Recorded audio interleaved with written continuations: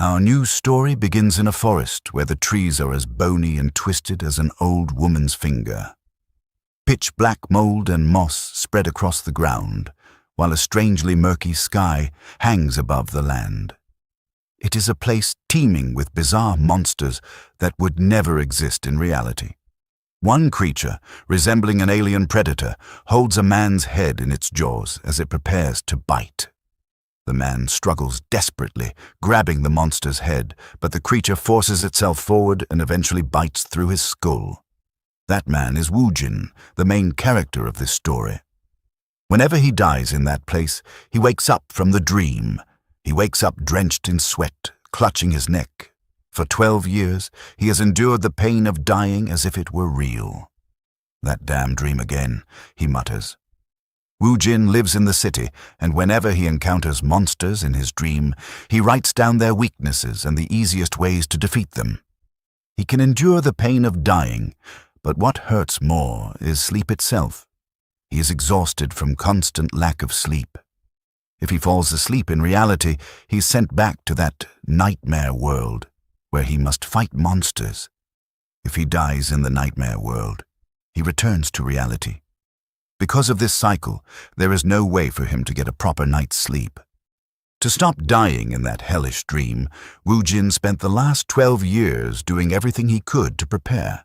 He studied weaponry, martial arts, swordsmanship, jungle survival, and military tactics.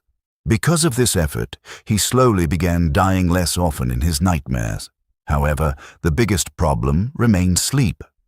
He even consulted a doctor, but the only advice he received was to find something he truly wanted to do, so he might finally sleep well. That advice was not helpful at all. When he thought about what he truly wanted, he looked at the records he had carefully stored on his bookshelf. At that moment, he already knew that the only thing he truly wanted was simply to fall asleep. As he thought about wanting to sleep soundly, even just once, blood suddenly began dripping from his nose. An unimaginable dizziness overwhelmed him.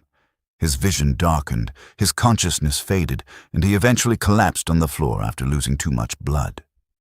That was how he died. Suddenly, his body felt light, and the terrible headache he had endured for 12 years completely disappeared. For the first time in years, it felt like fresh, clean air was filling his chest and head. He felt as if he had finally slept properly, something he had never experienced during those 12 long years. He wondered if he had truly died. When Woojin opened his eyes, he discovered that he was sitting under a large tree. It was the same nightmare world where he had suffered for 12 years. Soon, he noticed something approaching.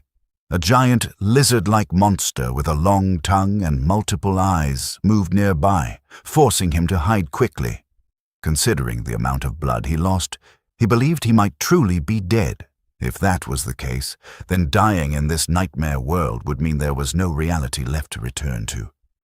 Accepting this possibility, he decided that this place was now his new reality. As the monster searched the area for prey, Woojin understood exactly what kind of world this was and what he needed to do to survive. In this situation, he should normally run toward a bright place that monsters hate. But for some reason, he unsheathed his sword and jumped forward to face the monster instead. He did not want to run away. Perhaps it was because he had finally slept deeply for the first time in years, or maybe because his new body felt younger than his real one. The monster rushed toward him, opening its mouth to devour him. Woojin's entire body screamed at him to fight and survive. In a single swift movement, he slashed his sword and cut the monster clean in half. The creature collapsed to the ground. He had successfully hunted it. Woojin then dismantled part of the monster and discovered a blue core inside. Without hesitation, he picked it up and began eating it. As he gazed into the dark sky with red eyes and monster blood still in his mouth, he made a promise to himself that he would survive in this dark fantasy world no matter what. His first step would be to travel toward a brighter place. Woojin slept on top of a huge tree where a ray of light reached the branches. When he woke up, he smiled, realizing he had another night of perfect sleep. He prepared to continue his journey once again. As he cut some vines nearby, he remembered that it had already been a month since he began crossing this world. He continued traveling from the pitch-black darkness toward the light. Even though he now felt the urge to fight, he never hunted recklessly because he knew that risking his life for fun was madness. Still, he could not completely suppress the desire to battle. The only times he hunted were when he needed food. Soon, he felt hungry. With a single strike, he slashed the head off a bat monster. After killing a monster, he always searched for its essence and ate it, hoping to gain a chance of acquiring the monster's power. As he rested on a tree, he realized that ever since he began consuming monster essence, adapting to this world had become easier.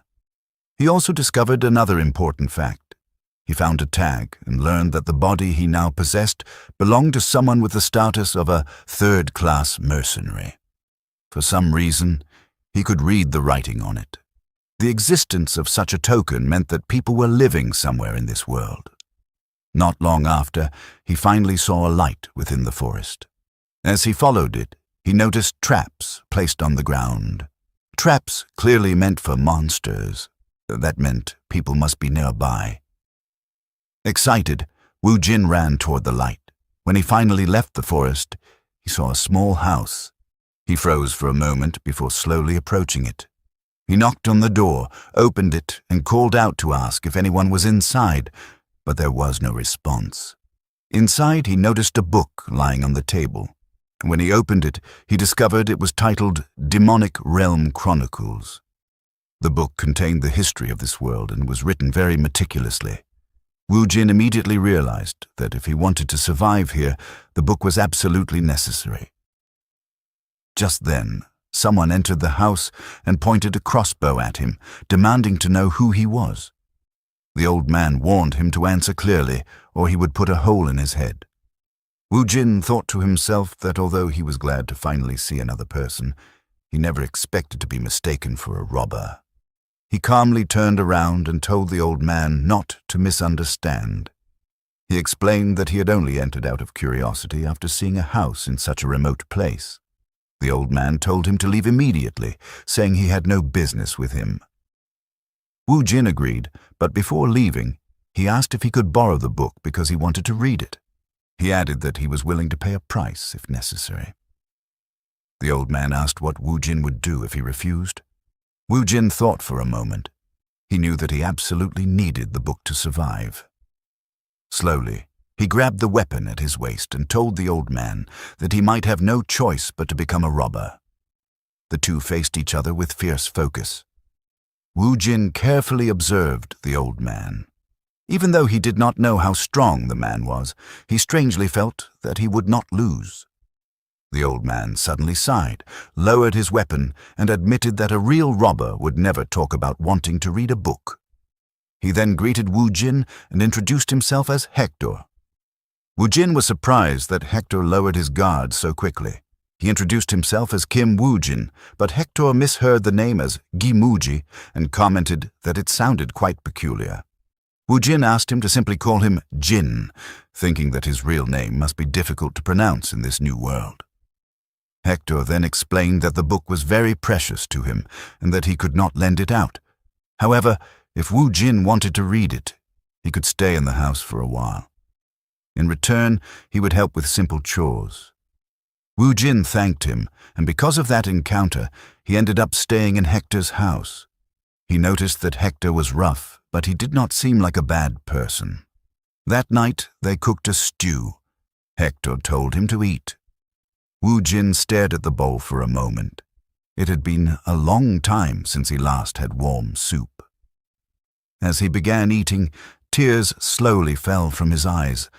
The soup was so delicious that he even wondered if Hector might actually be an angel. Every morning when the sun rose, Hector would go out hunting. One day, he told Wu Jin that his hunt might take longer than usual. He explained that he intended to take revenge on the monster that had killed his comrades. Wu Jin noticed that Hector seemed unusually nervous that day, even though he looked strong. From this, Wu Jin concluded that the monster must be extremely powerful. While Hector was away, Wu Jin spent his time reading the chronicles. According to the book, all the stories began with the Northern Empire. Its king, blinded by greed, laid his hands on the otherworldly gate said to contain the truth of all creation and immense power. However, the moment the king opened that gate, calamity began. Powerful monsters poured out from the otherworldly gate and transformed the North into a demonic realm in only 9 years. In response, humanity united many factions and formed the Order Alliance. The Order Alliance eventually built a barrier to prevent the demonic realm from spreading further. After reading that part, Wu Jin closed the book and reflected on what he had learned. The book contained a great deal of useful information, but something about it seemed strange. According to the chronicles, the deeper one traveled into the demonic realm, the stronger the monsters would become. Wu Jin realized that as he moved toward the light, the monsters had been getting weaker. Outside the house, Hector suddenly came running back while Wu Jin was still thinking about how deep within the demonic realm he must have wandered before reaching this place. Wu Jin wondered just how strong he truly was in this world. Hector was being chased by monsters.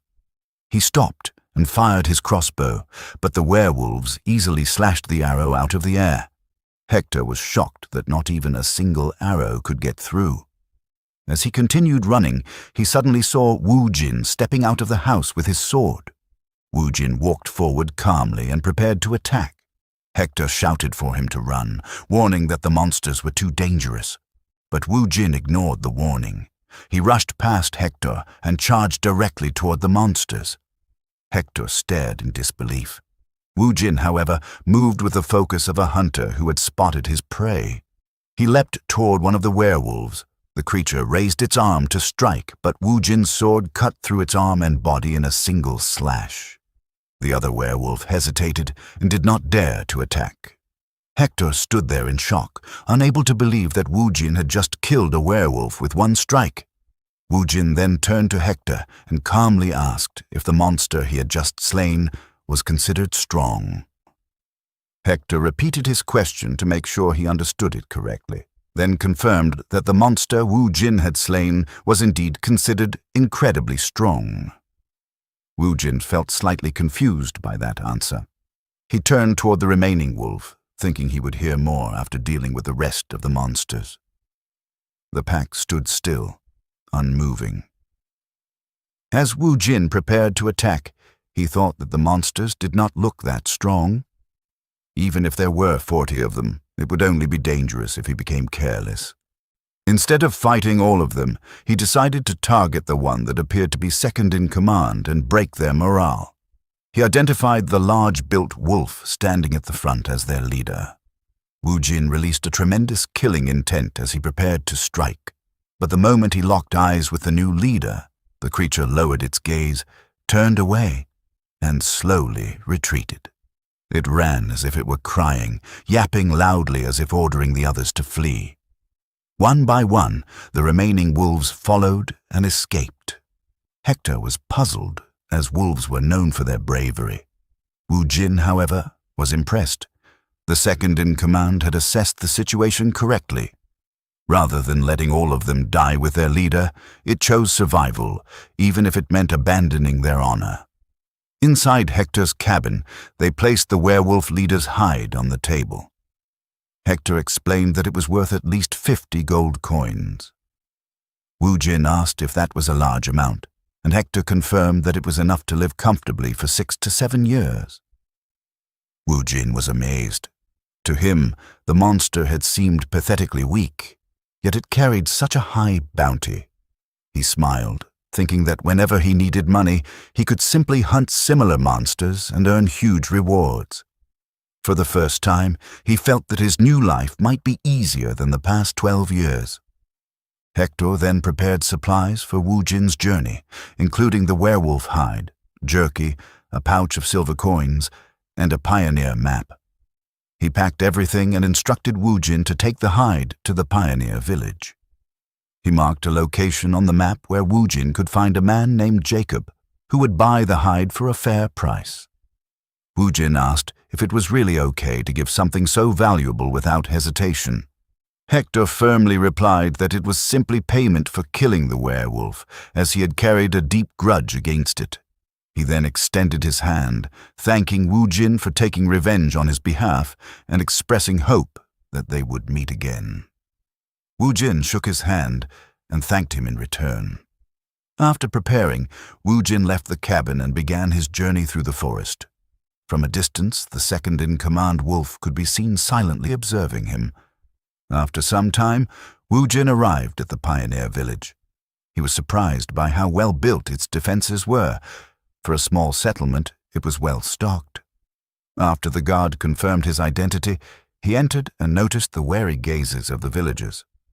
He assumed it was because he was a stranger, and in a world where people could be more dangerous than monsters, their caution was understandable.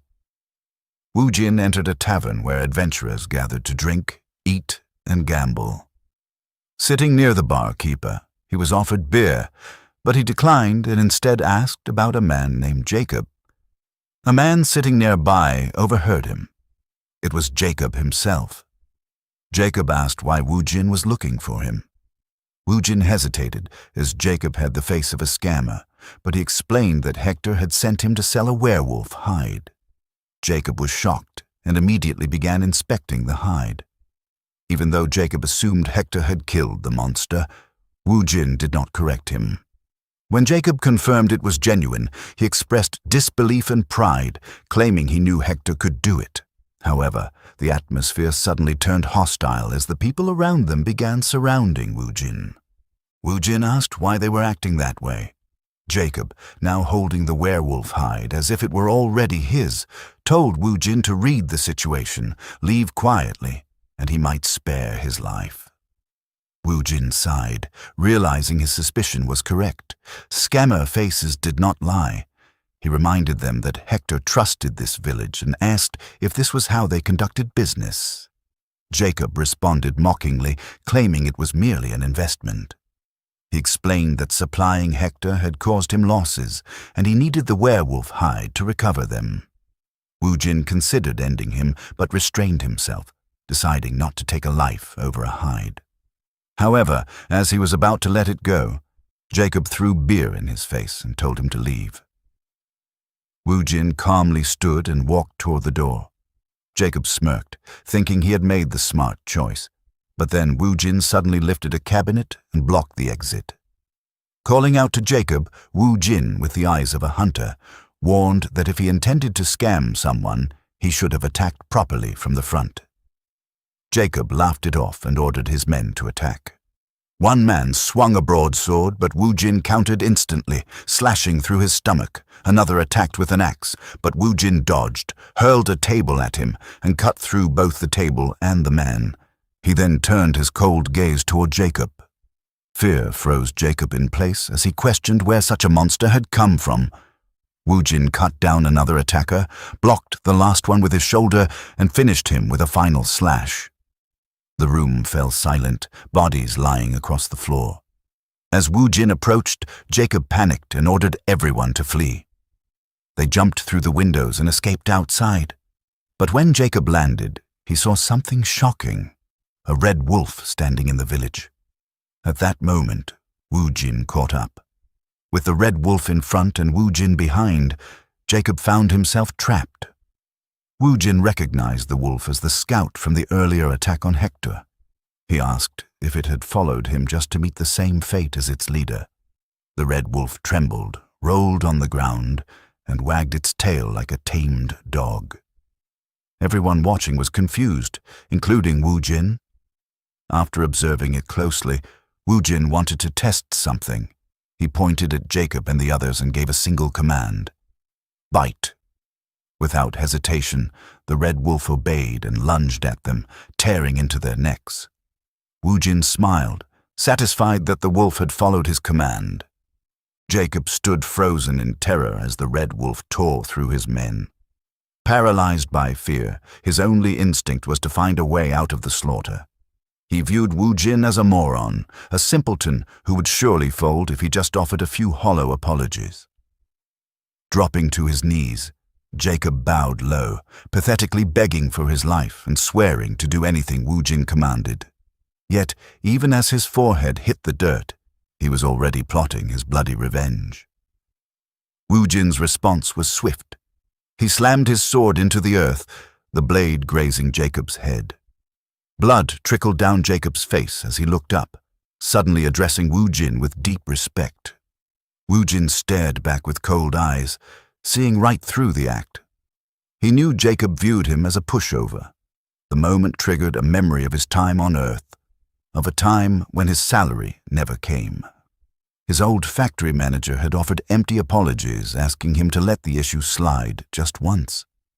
Back then, Wu Jin was soft-hearted and yielded, a decision he lived to regret. Once he backed down, a week's delay turned into months, and when he finally demanded his due, the manager met him with rage. Wu Jin had been branded as selfish and treated like a doormat while struggling to survive month to month. That hardship taught him one definitive lesson. As Wu Jin turned his back, Jacob seized his chance.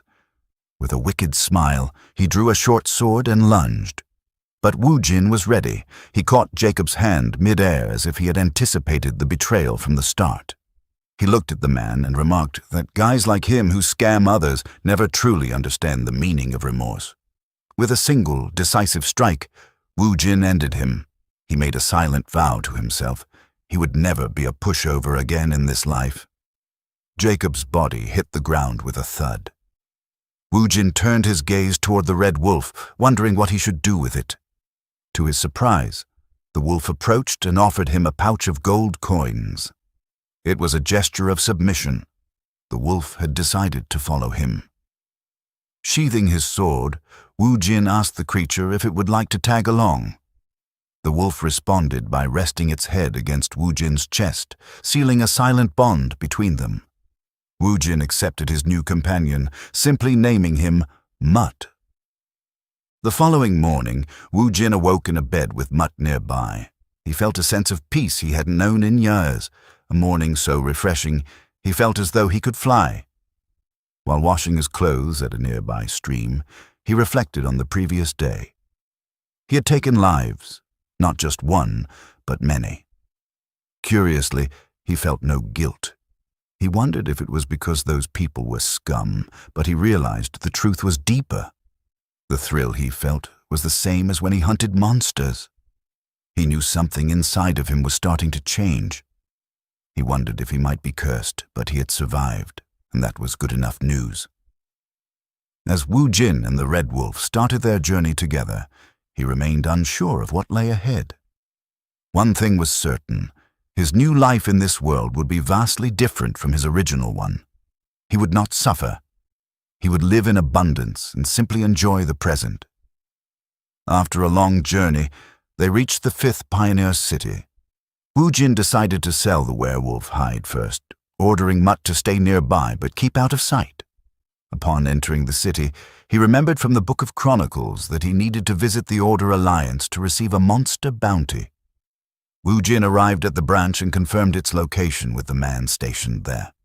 When he dropped the werewolf pelt on the counter, the man initially thought it was just dog skin, telling Wu Jin he was in the wrong place to pull off pranks.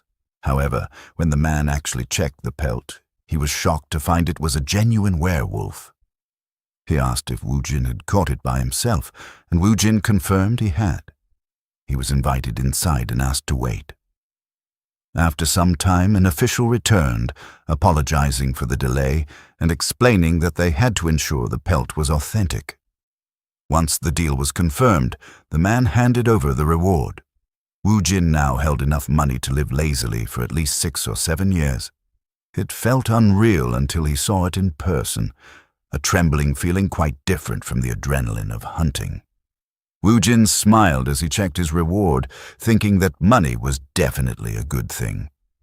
The official then spoke up to get his attention. "Excuse me," he said, asking if Wu Jin would be interested in taking another request, as he happened to have a favor to ask. Wu Jin felt a spark of excitement at the prospect of a new task so soon.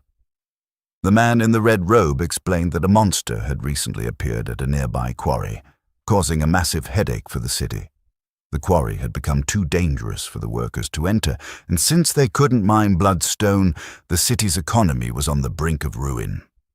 Those who had seen the creature reported that it was stronger than a werewolf. Despite this, the man felt that Wu Jin could handle it. When Wu Jin asked what kind of monster it was, the man identified it as Mad Skull, a creature with a bounty of 70 gold coins. Wu Jin remembered reading about the Mad Skull in the Book of Chronicles. It was a monster he had already faced in the past, known for its iron-hard skull and insane aggression. Its strength was incomparable to a werewolf, which was why the city was struggling. In his past experience, it had taken Wu Jin a full month to hunt it successfully because he had died 28 times at its hands. The man asked if he could subdue the beast. With absolute confidence, Wu Jin confirmed that he could. His next prey had been decided. Wu Jin made his way to the quarry to hunt his next prey. Upon arrival, he found the site completely deserted, confirming the information provided by the Order Alliance. The mine had a gloomy, chilling atmosphere, the kind of place where no one would want to linger. Deciding to finish the job quickly, Wu Jin headed toward the entrance, but a voice suddenly called out to him. A man with a bandana and red hair approached, apologizing and asking Wu Jin to wait his turn. He explained that his team had arrived first and was currently preparing for battle. Wu Jin was baffled by the request. "Since when is there a queue for hunting monsters?" he asked bluntly. The red-haired man fell silent, unable to offer a good rebuttal. Instead, he suggested that Wu Jin join their team so they could hunt together. Wu Jin considered his options. If he waited for them to finish and the mercenaries succeeded, it would be a massive waste of his time. While he wasn't thrilled about sharing the loot, he figured working together might be more efficient than fighting over priority. However, after his recent experience with Jacob's group, he found it difficult to trust anyone. "Why recruit me when you already have such a large team?" Wu Jin asked. The red-haired man admitted, somewhat embarrassed, that he prioritized safety over performance. Having one more strong fighter like Wu Jin would be a major asset. Wu Jin noticed the man had switched to a very formal tone. It confirmed his suspicion. These mercenaries were naturally deferential to those they perceived as powerful. When Wu Jin asked why he was considered strong, the man pointed at the red wolf, noting that such a beast wouldn't follow someone who wasn't formidable. Wu Jin then saw Mutt being pampered by a blonde woman. She expressed her amazement, explaining that because wolf monsters are so fiercely independent, even the Order Alliance had failed to tame them. Wu Jin was confused, as he had specifically ordered Mutt to stay hidden. Then he saw why the wolf had appeared. Mutt was busy eating high-quality meat offered by the lady, a delicacy Wu Jin himself hadn't even tasted yet. Mutt seemed to feel Wu Jin's gaze. After one bite, he nervously dropped the meat and kicked it toward his master. Though Wu Jin felt a bit belittled by his pet's charity, his body moved on its own. He couldn't remember the last time he'd had a real meat dish. He struggled with his pride. The meat was on the ground and had been touched by a dog, but just as he reached for it, the blonde lady stopped him. She kindly offered him a fresh portion, asking if he was hungry. In that moment, Wu Jin looked at her as if she were a goddess he could truly trust. As they ventured into the quarry, lit by stone-carved lanterns, Wu Jin happily finished the meat. It was incredible. Savory, juicy, and with a spicy kick reminiscent of Sichuan cuisine. It was a world away from the monster flesh he'd forced down just to survive in the past. The blonde woman interrupted his thoughts to introduce the group. The red-haired captain was Jonathan, leader of the Black Marlin mercenary group, and she was Claire. Wu Jin introduced himself simply as Jin. Jonathan welcomed him warmly, telling him to ask any questions he might have. Eventually, they reached a wide, open area. "This is where we face the Mad Skull," Jonathan announced. He began barking orders, directing the trap team to set their nets and the spearmen to take their positions. Then, Wu Jin witnessed something he had only ever read about in books. Magic. Claire held a book, drew a magic circle, and began an incantation. I ask in the name of Claire, send blessings upon this land. She cast a spell called Feather Step on Jonathan. Feathers manifested in the air, and Jonathan looked pleased, noting that her buffs were as excellent as ever. She warned him he had 5 minutes at most. Jonathan then charged forward with gravity-defying speed to lure the monster. Woojin watched with excitement, wondering if he could eventually learn to use magic himself. A member of the spear team shouted for everyone to stay sharp, warning that a single mistake could cost them their lives. Woojin observed their strategy, luring the beast into a trap to overwhelm it with firepower. It wasn't a bad plan, but he wasn't sure it would be enough for a creature like this. A moment later, Jonathan reappeared with the mad skull hot on his heels.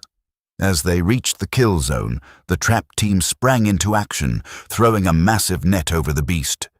"Pull!" they screamed, straining to hold it down. On Jonathan's signal, the spearmen unleashed a volley of steel. The mad skull roared in agony and went into a total rampage. It began dragging the men holding the nets across the floor. From his vantage point, Woojin could see the mercenaries were being overpowered. Despite their numbers, they couldn't anchor the beast. With a final burst of strength, the mad skull tore through the netting and charged straight for Claire. Just as she began to cast a desperate spell, Woojin stepped in. He met the charging monster head-on, stopping the mad skull with his bare hands. He was pushed back by the sheer momentum, but he held his ground, halting the beast in its tracks. A worried Claire shouted out that it was too dangerous, but Woojin calmly told her, "Don't worry. I know exactly how to take down a mad skull." The mad skull's sheer momentum began to push Woojin back, but he expertly shifted his weight, shoving the beast to the side to redirect its charge. Drawing his broadsword, Woojin delivered a heavy swing, yet the blade failed to leave a mark. He thought he had gotten stronger, but the monster's raw power was still incredible. For a brief moment, Woojin let his guard down, and the beast seized the opening to charge. Just as the impact seemed inevitable, Woojin felt an unnatural lightness take hold of his body. He darted backward with ease, realizing that Claire had cast a supportive buff on him. The magical enhancement was transformative. It felt as though a heavy 30-kilogram rucksack had suddenly been lifted from his shoulders. With this newfound agility, Woojin was confident he could take the beast down using his own specialized tactics. Jonathan and his team rushed forward, offering to assist, but Woojin declined and ordered them to stay back. He explained that in his current state, it would actually be easier to hunt the creature alone. Leading the way, he lured the mad skull into a narrow passage within the quarry. Woojin knew the secret to defeating such a foe. Despite its terrifying name, the mad skull was essentially a giant pig. It could charge at high speeds in a straight line, but it struggled significantly with turning. As Woojin moved in a sharp zigzag pattern, the monster repeatedly slammed into the rocky walls of the passage. Finally, the beast lost its footing, crashing through a wall and sliding helplessly to the ground. Woojin marveled at the potency of Claire's magic as he prepared for the second step of his plan. The creature's tusks were as long as swords and acted like hands, but they were far too hard to be cut. Instead, Woojin aimed for its true weak point, the nose. He lashed out with his broadsword, drawing a scream of agony from the beast. As the mad skull began to rampage blindly from the pain, Woojin seized the moment. He rushed forward and delivered a final, decisive strike to ensure his prey wouldn't get another chance to attack. By the time Jonathan, Claire, and the rest of the mercenaries reached the scene, the area was a chaotic mess of debris and shattered stone. Jonathan was stunned by the destruction, but Claire's only priority was finding Woojin. As they moved to search for him, Mutt stepped forward with a low growl, causing them to freeze in their tracks. The wolf then let out a wide yawn, and Claire realized the creature was telling them not to interfere. Soon, Woojin emerged from the shadows. As he walked toward the group, he was consuming the monster's essence, a concentrated power he simply couldn't resist. When asked about the beast, Wu Jin calmly informed them that the mad skull was gone. All that remained was pork. Jonathan was speechless. He had never heard of a hunter taking down a mad skull entirely on their own. Suddenly, Mutt growled again, alerting the group to a second mad skull emerging from a passage. The mercenaries scrambled to prepare for another fight, but Claire stopped them. She pointed out that the creature was accompanied by piglets, and they all looked strangely mournful. Wu Jin and Mutt watched as the mother nudged her young, clearly preparing to lead them away from the quarry forever. Though Jonathan felt a small ounce of pity, he was relieved the encounter ended peacefully. Later that evening, the group gathered at a tavern in the 5th Pioneer City. Jonathan standing in front, congratulating everyone on a successful hunt with 0 serious injuries. He added that he can't express how happy he is that they finally caught a mad skull. Then came the moment everyone had been waiting for, the distribution of the reward. Claire was puzzled when she saw the overflowing pouches on the table. The bounty was supposed to be 70 gold coins, but there was clearly much more. Jonathan boasted that he had exaggerated the details to the Order Alliance. Since the mission had involved 2 mad skulls and their offspring, making it far more dangerous than advertised, he had demanded a higher payout. The Alliance had relented, awarding them a whopping 100 gold coins. The mercenaries roared with laughter as they toasted their leader. Wu Jin, however, remained skeptical. He leaned in and questioned Jonathan, pointing out the obvious. They hadn't actually fought the mother or the piglets, yet the Order Alliance had still handed over an increased reward. Jonathan met his gaze with a confident, mischievous grin. He admitted to Wu Jin that he had told a little white lie to the officials. The rest of the mercenary group erupted in laughter again, with one of them chiming in that as long as you aren't caught, a lie essentially becomes the truth. Wu Jin couldn't help but sigh and offer a small smile. These mercenaries were certainly an interesting bunch. Jonathan then turned to Wu Jin and made an announcement. He intended to give Wu Jin half of the total reward. Wu Jin was stunned, protesting that half was far too much. However, Jonathan insisted, stating that without Wu Jin's intervention, they all would have met a dog's death. The rest of the team loudly cheered in agreement. For Wu Jin, the experience changed his outlook. The effective trap and Claire's vital buff proved that he could rely on others. He realized that not everyone in this new world was untrustworthy. Raising his own mug, Wu Jin thanked the group and announced that the night's drinks were on him. The mercenaries cheered even louder, joking that they would make sure he spent every coin of his earnings before the sun came up. As the celebration grew rowdy, Wu Jin noticed Claire slipping out of the tavern. Wu Jin called out to ask where she was headed. Claire looked back and explained that she was going to practice her magic. Intrigued by the prospect of seeing how one actually trains magic, Wu Jin decided to follow her. Near a moonlit cliff, she sat in deep meditation, surrounded by a shimmering blue aura. Wu Jin watched from a distance, deeply impressed. Despite the exhaustion of the hunt, she was already back to her training.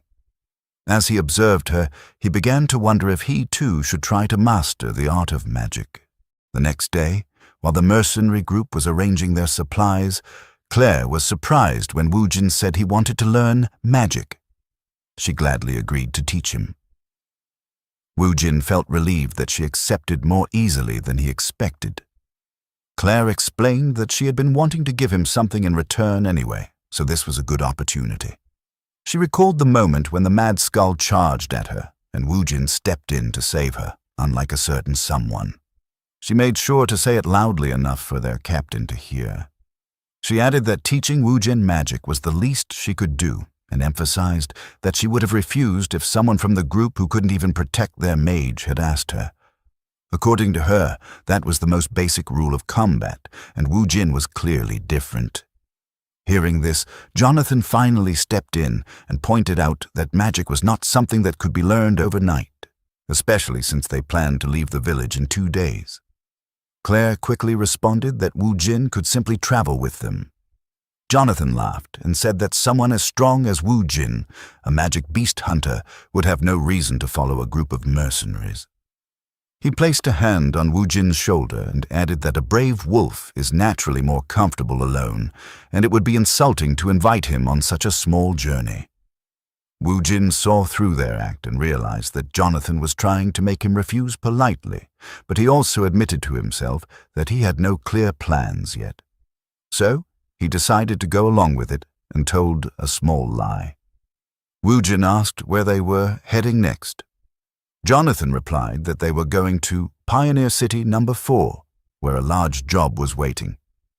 Wu Jin then said he was also planning to go there and asked if he could join them, adding that it would help him learn magic along the way.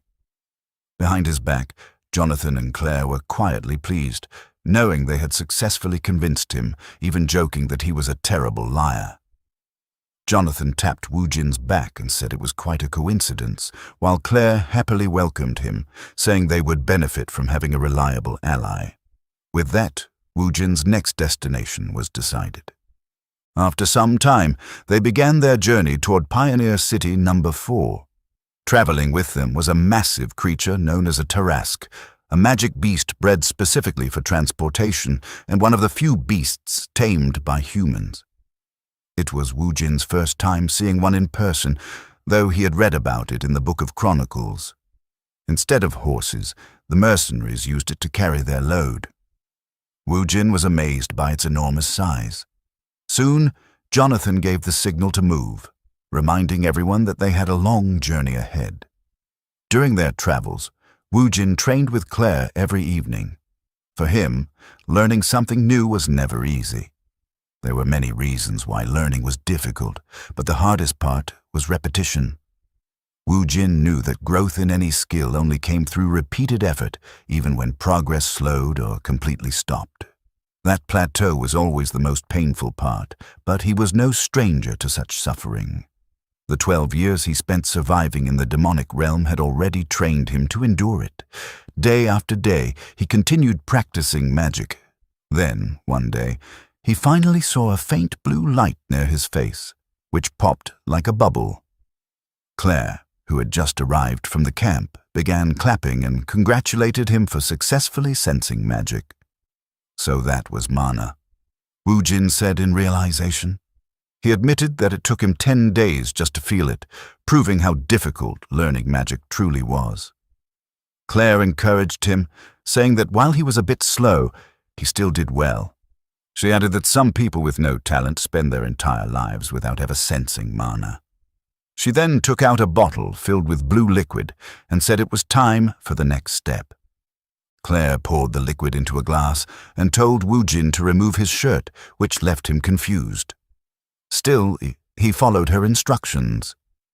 Using the blue liquid, Claire began drawing runes on his back. Wu Jin asked what she was doing, and she explained that she was creating a pathway to inject mana into his body. Once she finished, she told him she would begin and instructed him to focus on feeling it. After Wu Jin confirmed, Claire started injecting magic. The runes on his back began to glow and float, and Wu Jin immediately felt a powerful sensation. Mana surged around both of them. This feeling was completely different from when he first sensed mana. It was far stronger. Deep inside his body, he could feel something thicker than blood flowing. Claire asked if he could feel it, and Wu Jin confirmed that he could sense something moving within him. Claire declared that he had successfully taken his first step in using magic. She explained that there were 3 stages: sensing mana, storing it within the body, and finally using it.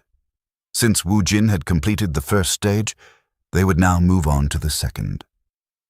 Claire told him she would guide the mana toward his heart, while he focused on creating a vessel within his body, similar to the sensation of holding his breath.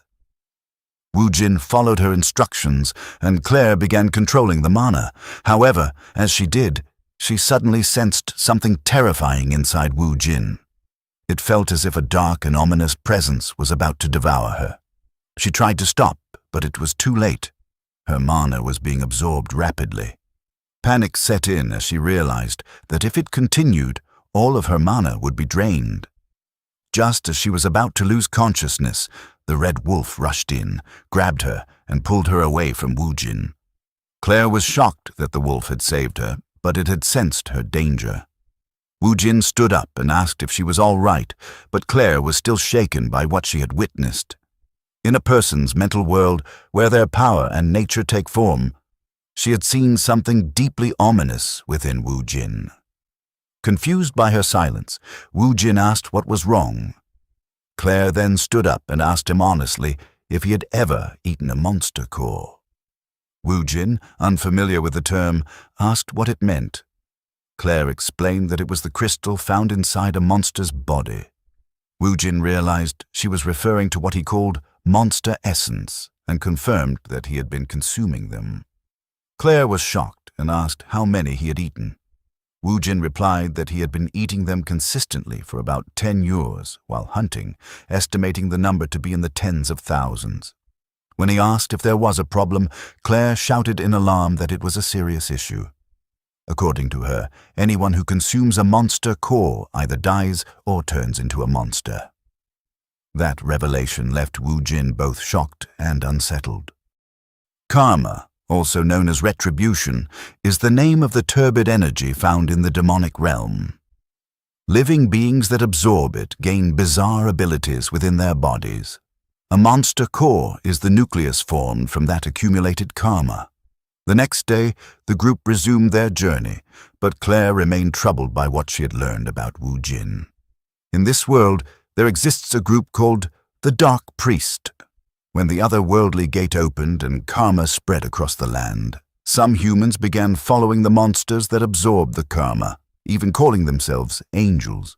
These people consumed monster cores, and some even sacrificed humans to monsters, earning them the label of madmen. Because Woojin had been eating monster cores for 10 years, Claire initially suspected he might be a dark priest. However, if he truly were one, he would not openly admit it or reveal his mental world. This made her doubt her suspicion, yet it only deepened the mystery. Even if Woojin did not know the dangers, she could not understand why he would willingly eat something so gross.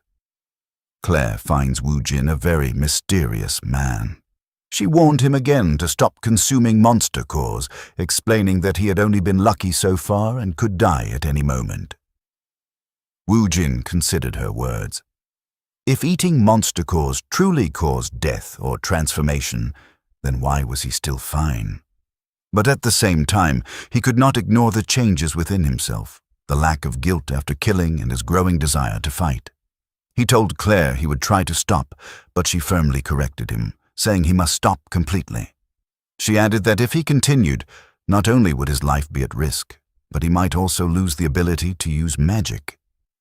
This alarmed Woojin, and he asked if that was true.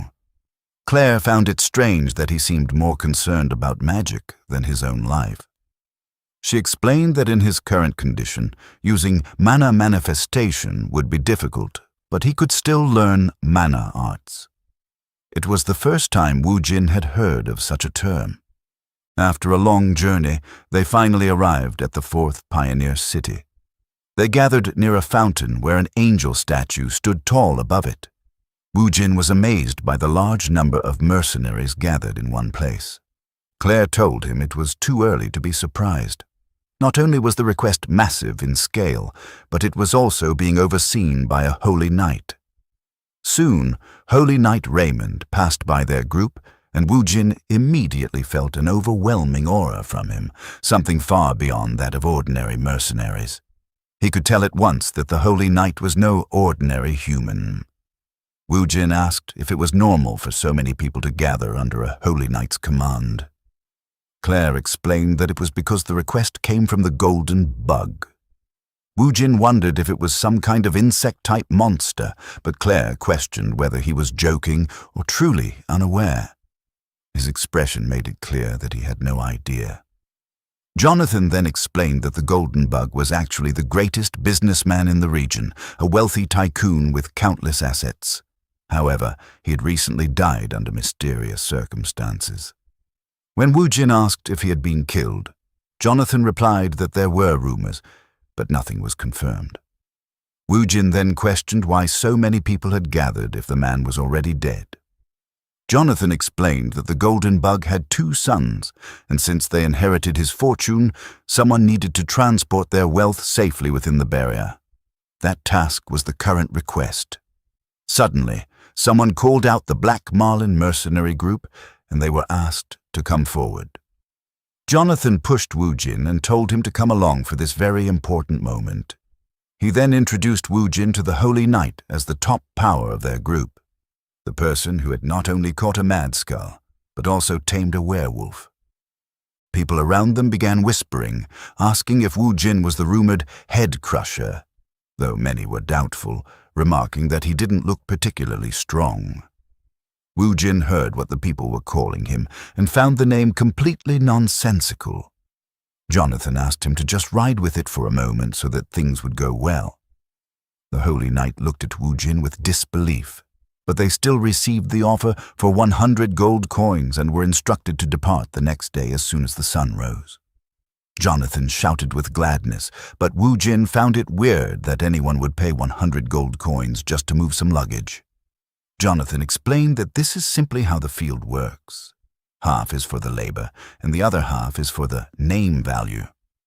That was how the hiring fee was set, and it was all thanks to Woojin's name value as the head crusher that they secured such a great rate. Woojin asked why people called him that, and Jonathan explained it was a nickname attached to him because he crushed the heads of the monsters he faced. Woojin found it funny and thought that whoever came up with that nickname had a terrible naming sense. As they walked away from the Holy Knight, people congratulated them on the 100 gold coin job, saying it was like hitting the jackpot. Even with that terrible nickname, Woojin still believed that the level of fame he had gained was a good thing because it would help him learn mana arts. Later, at the mercenary quarters, the atmosphere was lively. Mercenaries gathered, drinking and watching matches in a central arena, shouting and cheering for the fighters. One match ended with a decisive elbow strike. Afterward, Claire approached Woojin and asked if he planned to participate and whether he would be all right. Woojin had learned that Holy Knights were highly skilled in mana arts, so he planned to draw their attention and learn from them. He reassured Claire that he had a plan. After preparing, Woojin stepped into the arena.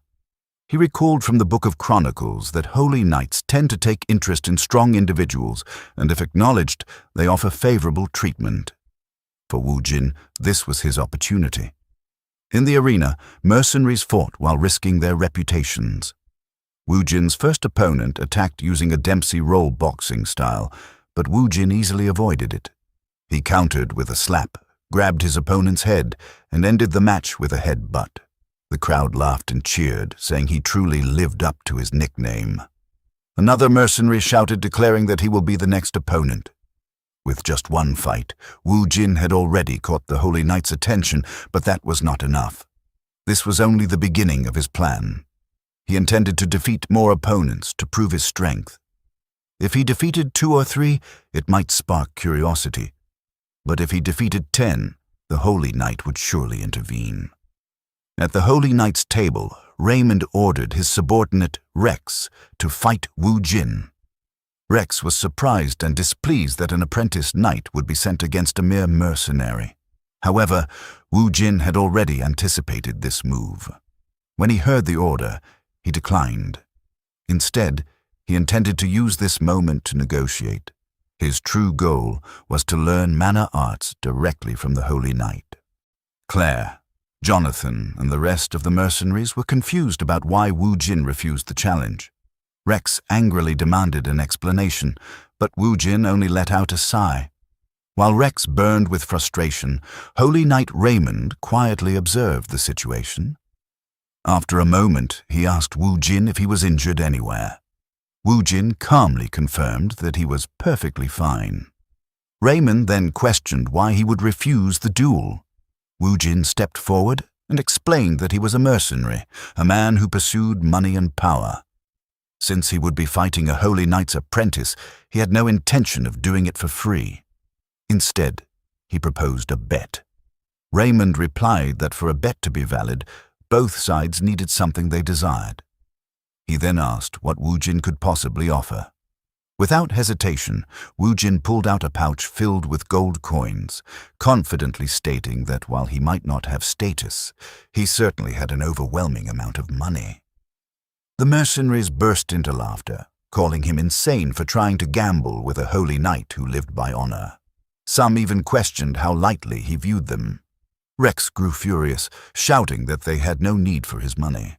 However, Raymond stopped him and suggested a different condition. Instead of gold, they would waive all liability for any injuries sustained during the fight. Woojin immediately agreed, relieved that he would not have to worry about compensation and could fight freely. With a thumbs up, he accepted the terms and added that he would state his true request after the duel. Woojin and Rex stepped into the arena as the crowd erupted in excitement. Both fighters stood ready, focused, and prepared. The mercenaries cheered loudly, shouting Woojin's nickname, Head Crusher, while one even admitted he had bet his life savings on Woojin's victory. Claire, however, warned Woojin to signal if things became dangerous, but Woojin assured her that he would win. Rex then asked Raymond how serious he should be, and Raymond told him to give it his all, as Woojin would not be an easy opponent. Rex acknowledged the order and released a yellow aura. The crowd reacted instantly, recognizing it as mana arts. Rex channeled the aura into his feet and dashed forward at incredible speed. Woojin remained calm and focused, noting that Rex's movements were far more refined than those of ordinary fighters. Rex launched a powerful punch infused with aura, but Woojin dodged it with ease. He knew that taking a direct hit could be fatal. Witnessing mana arts in action for the first time only deepened his interest in learning it. Rex attacked again, and although Woojin blocked, the sheer force pushed him back. Rex then mocked him, saying that while he might have a reputation in the demonic realm, he was still nothing more than a wild beast and would soon regret underestimating a holy knight. The spectators were shocked to see Woojin being pushed back, with some even losing confidence in their bets. Claire watched with concern, while Raymond silently analyzed the battle. Rex continued his relentless assault, while Woojin focused entirely on defense. Raymond found this strange. Woojin had ended previous fights instantly, yet now he was holding back. He began to suspect that Woojin had a hidden intention. Suddenly, Rex unleashed a powerful aura-infused strike, but Woojin deflected it with one hand, sending the force toward the spectators. Jonathan was stunned, unable to believe that someone could deflect mana arts with bare hands. However, what shocked him even more was what Woojin said next. Woojin calmly declared that he had finished measuring Rex's combat ability and would now test his durability. With that, he delivered a powerful body blow that nearly knocked Rex unconscious. Even Raymond was surprised to see Rex react so heavily to a single strike. As Rex struggled to breathe, Raymond realized that Woojin had not been waiting for an opening. He had been enjoying the fight. Woojin, on the other hand, looked satisfied that Rex had endured his attack, assuming it was due to mana arts. Curious, he wondered how many more hits Rex could withstand. But before he could continue, Raymond stepped in and ordered the fight to stop, declaring their defeat. He assured Woojin that they would honor their promise and asked to end the match. Woojin felt slightly disappointed as he was just getting started, but his plan had already succeeded. The crowd erupted in cheers, celebrating Woojin's victory. Later, at the Golden Bug Wolf's mansion, the first son, Derek, and the second son, Cedric, were seen eating heavily at their table. Cedric asked if it would really take 10 days to reach the safety of the wall. Derek angrily cursed the Order Alliance, complaining that even after spending so much money, they still had to wait 10 days for an escort. He mocked their inefficiency, calling them all talk and no substance. Cedric, still eating, asked if they would be safe until then. Derek replied that they had no choice but to endure and hope their bodies would last. Behind them, two blue monster cores could be seen, hinting at something far more dangerous lurking beneath the surface. The next day, Raymond prepared to demonstrate mana arts to Wu Jin. Mana arts are techniques that utilize mana as if it were part of the body, enhancing physical strength or weapons. Anyone with a bit of talent can use it, but depending on mastery, it can become a basic technique powerful enough to split mountains and seas. Raymond demonstrated one of his techniques, Sacred Fire Slash. With a single swing, he cleanly cut through several trees. The sound of them crashing to the ground echoed throughout the forest, and he then calmly sheathed his sword. Rex immediately applauded, praising Raymond as radiant and calling him the hope of all holy knights, even asking how he could be so perfect. Raymond cut him off and ordered him to step back, and Rex obeyed instantly like a loyal servant. Wu Jin quietly compared him to the Red Wolf, someone who followed orders without hesitation. After witnessing the demonstration, Wu Jin admitted that Raymond's mana arts were clearly stronger than what Rex had shown before, though he believed Raymond could likely achieve the same result even without a technique. Raymond then told Wu Jin to focus. Wu Jin gripped his sword and closed his eyes as Raymond explained that just like muscles contract and veins expand, mana could be held within the body in a similar way. Wu Jin recalled his training with Claire, realizing the concept was familiar. As he focused, he immediately sensed mana, and suddenly a tremendous amount surged from his body. Confused, Wu Jin wondered when he had gained such a vast reserve. The flow felt calm and light at first, reminding him of the mana he had absorbed from Claire. However, the blue mana surrounding him gradually shifted into a deep violet. While Raymond continued instructing him to control and consume the mana, he suddenly noticed something unusual. A violet aura had already formed around Wu Jin's sword. Raymond was stunned. Wu Jin had managed to use mana arts immediately after learning it. But what shocked him even more was the ominous nature of Wu Jin's mana. He knew that mana arts reflected a person's mental world, yet he had never seen such a dark and unsettling aura before. Meanwhile, Wu Jin smiled, delighted that he could now use mana arts. He tested it with a few sword movements, finding it somewhat inefficient for the effort required, likely due to his low proficiency. Even so, he found it exciting and looked forward to using it in real combat. After some time, they resumed their journey. Claire was amazed that Wu Jin had already grasped mana arts, knowing it was not something easily learned. She praised his talent and effort, but Wu Jin humbly said it was thanks to her. He then asked if she was all right, recalling how her mana had flowed into him during their training. Claire reassured him that she was fine and told him to consider it a gift in return for saving her life. Wu Jin felt that the amount of mana he received was too much to dismiss so casually, but he acknowledged that it helped him learn faster. At that moment, Rex, riding his horse nearby, interrupted them, mocking Wu Jin for celebrating such a basic achievement. He told him not to slack off and reminded him that he should be grateful to Raymond for taking the time to train him. Wu Jin found his words meaningless and assumed Rex was still bitter about losing their duel. Feeling slightly bored, Wu Jin decided to provoke him. Without warning, he slapped Rex's horse, causing it to panic and run off. Raymond immediately intervened, telling Wu Jin to be patient and assuring him that he would keep Rex under control. Wu Jin felt a bit disappointed by Raymond's response. Meanwhile, someone atop the Tarrasque was shouting angrily, demanding food and complaining loudly. Curious, Wu Jin asked what was happening, but Raymond dismissed it, saying it was just the usual behavior of their employers.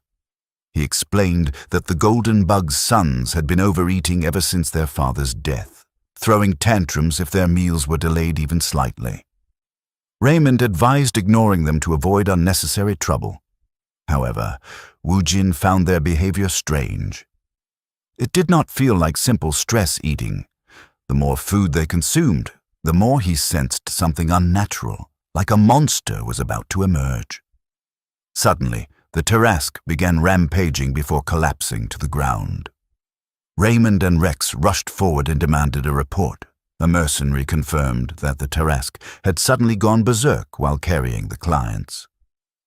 Concerned for the Golden Bug's sons, Raymond immediately released a golden aura and drew his sword, declaring that their safety was the top priority. He ordered Rex to help subdue the beast, even if it meant killing it. Rex acknowledged the command without hesitation. Then, from the tent atop the Tarrasque, a sharp spike burst out, tearing everything apart. A grotesque creature with a massive mouth emerged. Claire shouted in alarm, identifying it as an abomination. When Wu Jin asked what it was, she explained that it was once human but had turned into a monster due to the demonic realm's karma.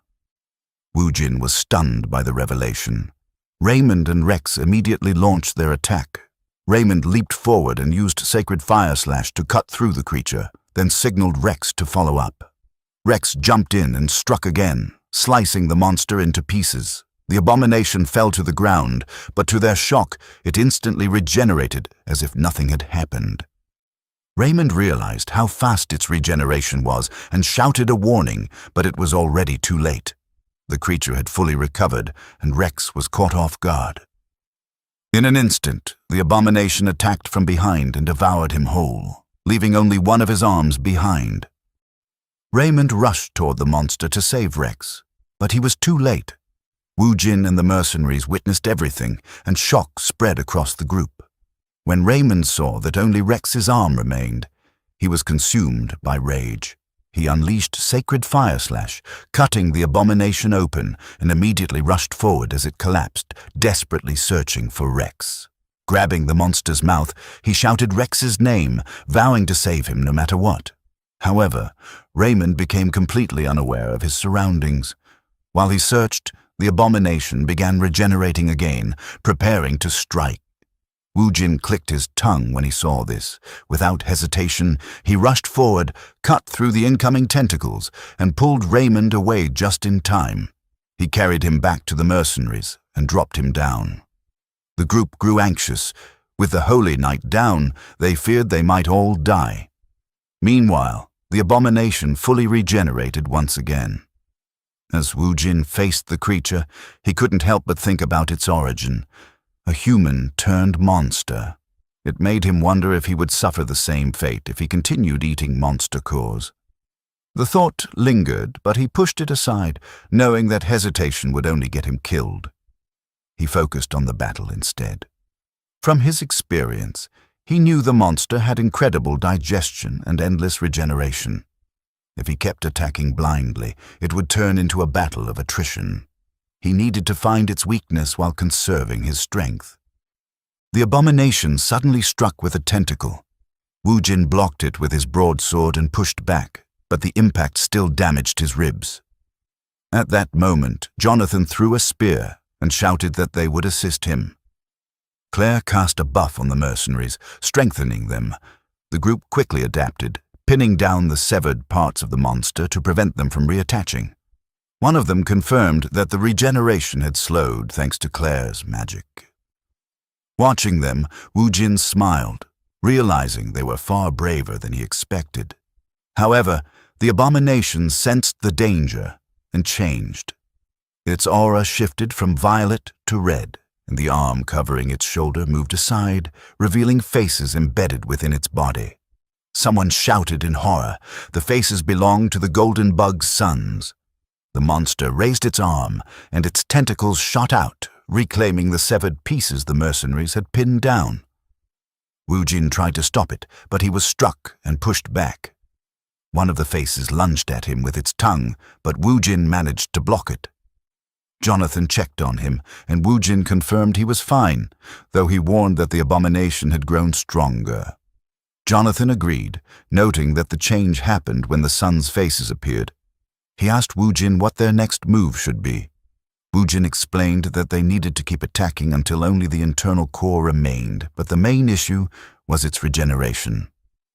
Jonathan reassured him, saying they had already learned its attack patterns despite its increased strength. Hearing this, Wu Jin smiled. A violet aura formed around his sword as he activated mana arts.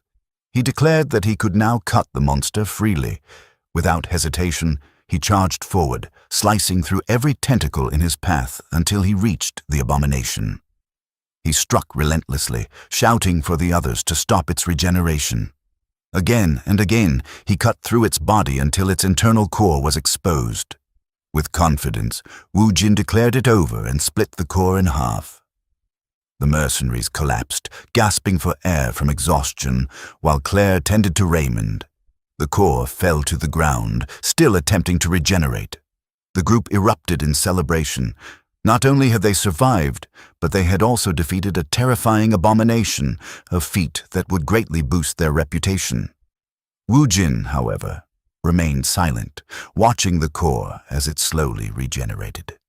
Hidden among the trees, a woman with red hair and a veil observed everything. She spoke softly, saddened that the Golden Bug's sons, Derek and Cedric, were no different from their father. Tears fell as she mocked them for their incompetence and uselessness. Her gaze then shifted to Wu Jin, recognizing him as the one who fought the abomination. As Wu Jin quietly kicked the regenerated core, picked it up and hid it, the woman became curious about him, both his identity and his reason for taking the core. That night, Wu Jin camped away from the mercenaries' tents and took out the monster core to eat it.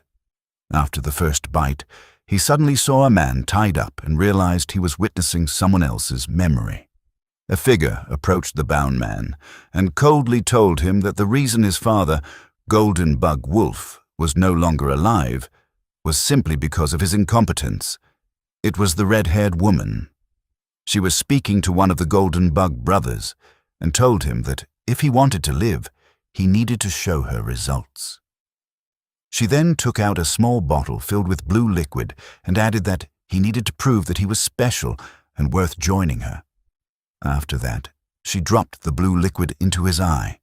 The moment it touched him, a small tentacle began swirling inside it, and his veins turned black, as if a monster was moving through his body. The man struggled to fight it, but it was already too late. Wu Jin suddenly returned to his body and was hit by a wave of nausea. He ran away from camp and threw up. This happens very rarely, but consuming an internal core can sometimes grant the power of that monster, and in some cases, it can also make the person absorb the monster's memories. After throwing up, Wu Jin realized that internal cores were full of side effects.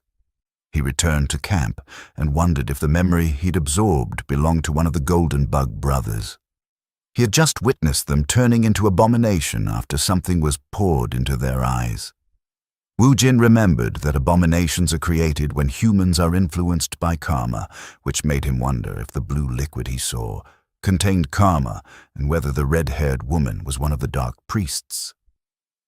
At that moment, Claire called for Wu Jin and told him they needed to leave immediately. When she got closer, she noticed that he was sweating heavily and with a suspicious look asked what had really happened, immediately suspecting that he had eaten another internal core. As he wiped away his sweat, Wu Jin wondered if he should tell the others what he had seen, but he had no idea how to explain that he had witnessed a monster's memories as a side effect of consuming an internal core, so he decided that saying unnecessary things might only create misunderstandings and chose to keep it a secret. He then told Claire that she did not need to worry about anything and walked back to the mercenaries' camp. As Wu Jin and Claire left the forest, the red-haired woman watched them from afar because she had seen everything. She continued observing Wu Jin as he spoke with his teammates and with Holy Knight Raymond. She was curious whether Wu Jin was plotting something because she had seen him eating internal cores, yet he was still working alongside the Order Alliance. As she departed, only one thought remained in her mind. Would they become allies or enemies the next time they met? After that, everyone gathered together, prepared a burial for the people they had lost, and offered a prayer led by Holy Knight Raymond. Raymond praised Rex's bravery and honored the fact that he had dedicated his entire life to peace. As Raymond asked the gods to watch over Rex, Wu Jin felt both shame and sadness, because Rex was still young. While the prayer continued, Raymond suddenly noticed something. He looked up the hill and saw a red wolf. With the sun's rays shining behind it, the red wolf looked almost radiant. Raymond immediately knelt and offered his gratitude. Woojin was dumbfounded and asked what he was doing. Raymond explained that he was expressing gratitude for the comfort of Ea, the god of harmony.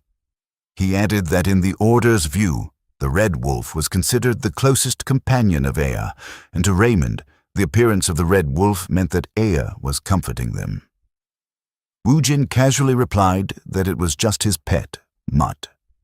Raymond was instantly enraged and told Woojin that calling a red wolf a mutt was deeply disrespectful because a monster of that caliber could never be tamed by any human being. Wanting to prove that he was telling the truth, Woojin called out to Mutt in an intimidating voice and told the red wolf to stop acting and come over. The red wolf felt Woojin's gaze and without hesitation jumped off the cliff, ran straight toward him, and placed its paw into Woojin's hand like a well-trained dog. Raymond could not believe his eyes. Even the Order had never been able to tame a red wolf, so he could not understand how a mere individual like Woojin had done it. Woojin simply said that he had killed a werewolf, and the creature had been following him ever since. That answer shocked Raymond even more. Raymond then turned toward Rex's grave and quietly asked Woojin for a favor. He said that if the red wolf did not yet have a proper name, he wanted it to be called Rex. His first reason was simple, because calling a sacred beast of the Order Mutt was a bit inappropriate. His second reason carried much more weight. With the single-minded resolve to purify the entire demonic realm, Raymond wished for Rex's will. The will that fought against evil, not to end there, because even in his final moments, Rex had never let go of his sword. With respect and sincerity, Raymond asked Woojin to allow the red wolf to carry Rex's will under the name of Rex.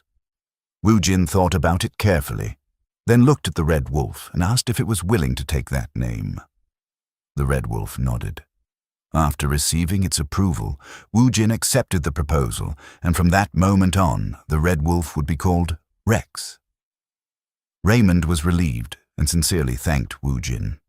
While Woojin and Raymond were speaking, an old man approached and politely asked if he had arrived at a bad time. Raymond turned to look and immediately recognized him. The old man had a covering over his eyes, and Raymond respectfully addressed him as Elder. When Woojin heard that title, he immediately realized that this must be one of the highest authorities in the area. The old man, surrounded by a faint yellow energy, was Bo, the elder of the third pioneer city. After hearing that the elder had arrived, all of the mercenaries gathered near Raymond and welcomed him. The elder apologized for visiting during their time of grief, but Raymond told him there was no need to apologize and asked the reason for his visit. The elder explained that an investigation was needed regarding the deaths of the Golden Bug's sons. Raymond was alarmed and asked if he believed the mercenaries were responsible. Woojin found the suspicion natural since the client had died while they were transporting a massive fortune. Raymond respectfully asked if the evidence he had provided was not enough. The elder reassured him that it was plenty, but something was still missing. As he walked toward Woojin, he added that they still did not know how the Golden Bug brothers had turned into abomination. He said he could smell the stench of a dark priest all over the incident, and then asked for Woojin's opinion, which shocked him. More than that, Woojin was surprised that the elder already knew his name. He asked if the elder suspected him of being a dark priest. They later moved to the Vritra Arena in the third pioneer city. There, the elder explained that people as strong as Woojin usually begin showing talent from a young age. But Woojin had simply appeared out of nowhere and started pulling off one massive feat after another. On top of that, he had coincidentally become involved in the abomination incident. The elder asked if all of that did not seem suspicious, even to himself. Woojin realized that the people around the pioneer cities kept tabs on anyone strong, so the elder's suspicions made sense, especially because he was not from this world. Still, he could not understand one thing. He asked what any of that had to do with sparring. Raymond agreed and pointed out that Woojin had just come out of a long and exhausting battle. so his body was not yet in perfect condition. The elder did not care. He even asked if Wu Jin was refusing to cooperate with the investigation. Both Wu Jin and Raymond were surprised by how unreasonable he was. Wu Jin wondered what he should do because he could not simply beat up someone who suspected him of being a dark priest just because he was strong. Fighting an old man and an elder on top of that also felt troublesome. The elder laughed and noticed that Wu Jin had a lot on his mind. He dropped his staff and asked if Wu Jin was worried simply because he was old. Then he released a powerful yellow aura and told Wu Jin there was no need to hold back because the reason he had risen to the position of elder was through pure strength. In an instant, he rushed toward Wu Jin with unbelievable speed. Even Wu Jin was caught by surprise. The elder used one of his techniques, Great Bell Strike, focusing energy into his palm before striking Wu Jin in the chest. The blow sent Wu Jin flying out of the arena and even shattered the wall. Raymond shouted a warning, telling Wu Jin that the Vritra monks were martial artists with incredible combat strength and that the elder was the strongest among them, so he should not let his guard down. But the moment Wu Jin stood up, the elder was already charging at him again and laughing at Raymond for being too biased. He sidestepped while rushing forward and told Raymond that if he kept taking Wu Jin's side, he might get jealous and lose control of his strength. The elder had already reached Wu Jin and unleashed another powerful palm strike, but Wu Jin dodged and immediately countered with a sword slash. To his surprise, the elder blocked the blade with his bare hand. The elder was impressed by Wu Jin's counter, while Wu Jin was shocked that his sword had been stopped so easily. He could feel the intensity of the attack because the elder had struck the exact same spot where the abomination had wounded him. But then Wu Jin discovered something astonishing. His body had completely healed. The injuries from the abomination, which should have left him bedridden for 2 weeks, were gone. Even the damage from the elder's recent strike was already beginning to recover. He immediately suspected that eating the monster core had given him the abomination's regeneration ability. Wu Jin smiled because he realized he had hit a jackpot. With that realization, Wu Jin began exchanging blows with the elder.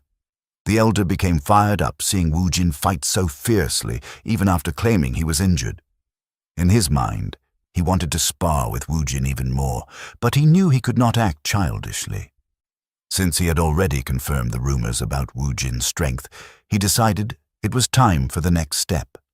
He focused energy into his head and activated his mind's eye technique. Wu Jin was caught off guard. The elder believed that emptying oneself was the path to becoming truly one with oneself, which was why he had given up his 2 eyes so that mind's eye could open his 3rd eye. It was a skill that could pierce through the essence of the soul and reveal whether Wu Jin was a dark priest or a rising new light. The elder first saw the same monster that Claire had seen when she entered Wu Jin's mental world, but he commanded the beast to step back, and it obeyed. Yet as he entered deeper, he found something far more terrifying. Multiple enormous beasts stood around him, gazing down as if ready to devour him. Back in the arena, Wu Jin, unable to sense Bo's mana, tapped his shoulder and asked if he was all right. The elder was trembling and out of breath. What he had seen inside Wu Jin's mental world was beyond unpleasant. It was terrifying. With all the years and experience he had accumulated, this was the first time he had witnessed something so horrifying. Yet what surprised him even more was that Wu Jin's mental world had not completely collapsed, which confirmed that he was not a dark priest. When Wu Jin noticed that the elder was still unresponsive, he called out to him again. The elder immediately apologized and asked for forgiveness for being rude. He explained that verifying whether Wu Jin was a dark priest or not was extremely important. Since Wu Jin had not noticed the mana the elder had released, he was confused and asked for an explanation. At that moment, a woman entered the arena and interrupted them. She explained that it was because she wanted to entrust Wu Jin with a quest related to the dark priests. Wu Jin asked who she was. The woman walked closer and said that she was pleased to meet him. Her name was Cindy, the youngest daughter of the Golden Bug. After that conversation, Cindy, Wu Jin, and Elder Bo walked into the forest. Cindy explained that this was not the first time an abomination had appeared. Recently, with the third pioneer city as the epicenter, many people had been turning into abominations, and even the surrounding forest was rapidly being corrupted into the demonic realm. Woojin found it strange that even the forest was changing. After some time, Cindy told them they had arrived. A core was attached to several trees. Priests were gathered around it in prayer, and masked figures were spraying an unknown substance onto the core that looked like holy water. A rift core was an object that spread the demonic realm, and any area where it appeared would gradually become part of it. The priests continued praying for mercy upon their land, while the masked figures kept spraying the strange liquid. Woojin could see their determination to purify the core, but he also knew that it was not an easy task. Still, something felt strange. From what he knew, the power of karma was supposed to weaken the farther it moved from the Northern Empire. Cindy confirmed that his information was correct. Woojin immediately suspected that someone had planted the rift core, and Cindy confirmed his suspicion at once. He already knew that it had to be the work of a dark priest.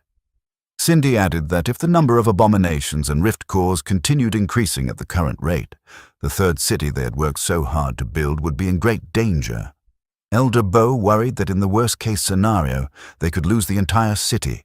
That was why they had been carefully searching for the dark priest's hideout, and they had finally found the suspected location of the base.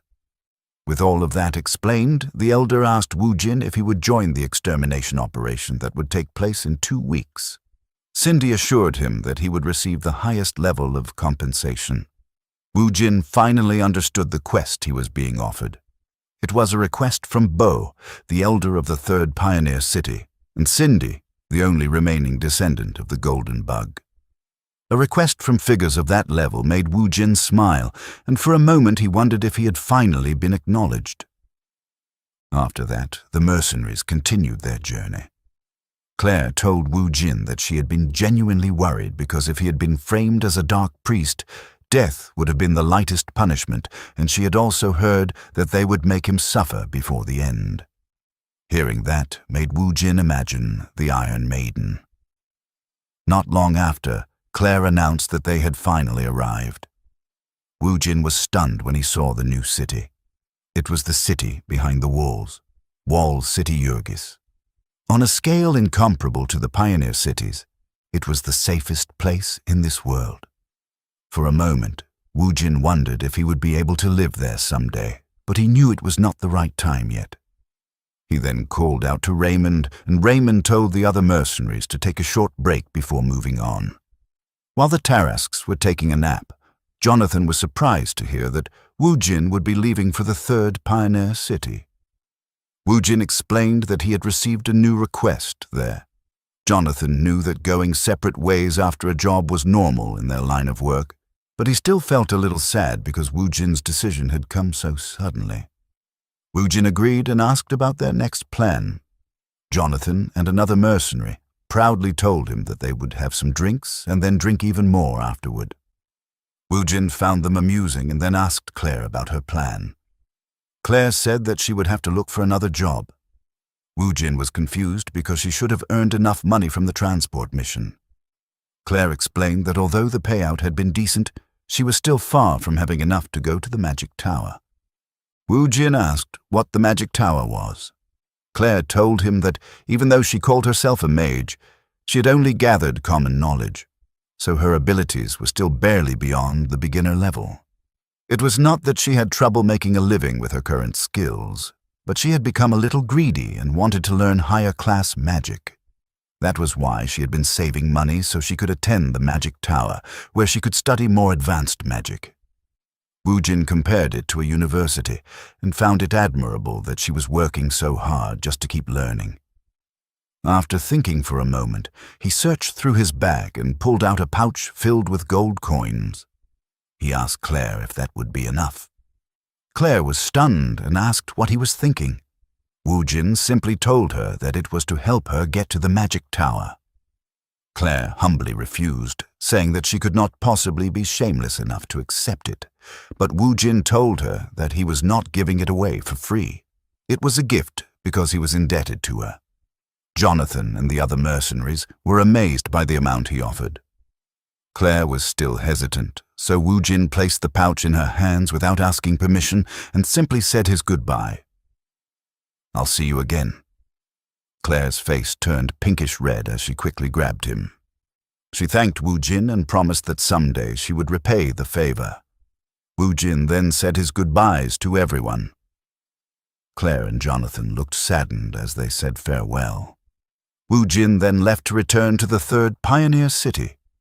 The Red Wolf, Rex, who had been resting, stood up and gave Holy Knight Raymond a small nod as if saying something. That gesture made Raymond smile, and he quietly said, "Take care too, Rex." Everyone watched in silence as Wu Jin and Rex walked away from the group. Not long after, it was time for Wu Jin and the rest of the extermination team to depart. As they prepared to leave, Wu Jin turned his head and nodded. Seeing this, Elder Bo raised his hand and waved goodbye to Wu Jin. Cindy teased the elder, saying that he claimed nothing would happen, yet he still came out because he was worried. The elder looked confused by her words, and Cindy pointed out that he had personally said Wu Jin seemed to have eaten a monster core. Elder Bo defended Wu Jin, saying that simply because he had eaten a monster core, it did not mean he should be considered a dark priest. Cindy replied that what he was saying was incredibly dangerous.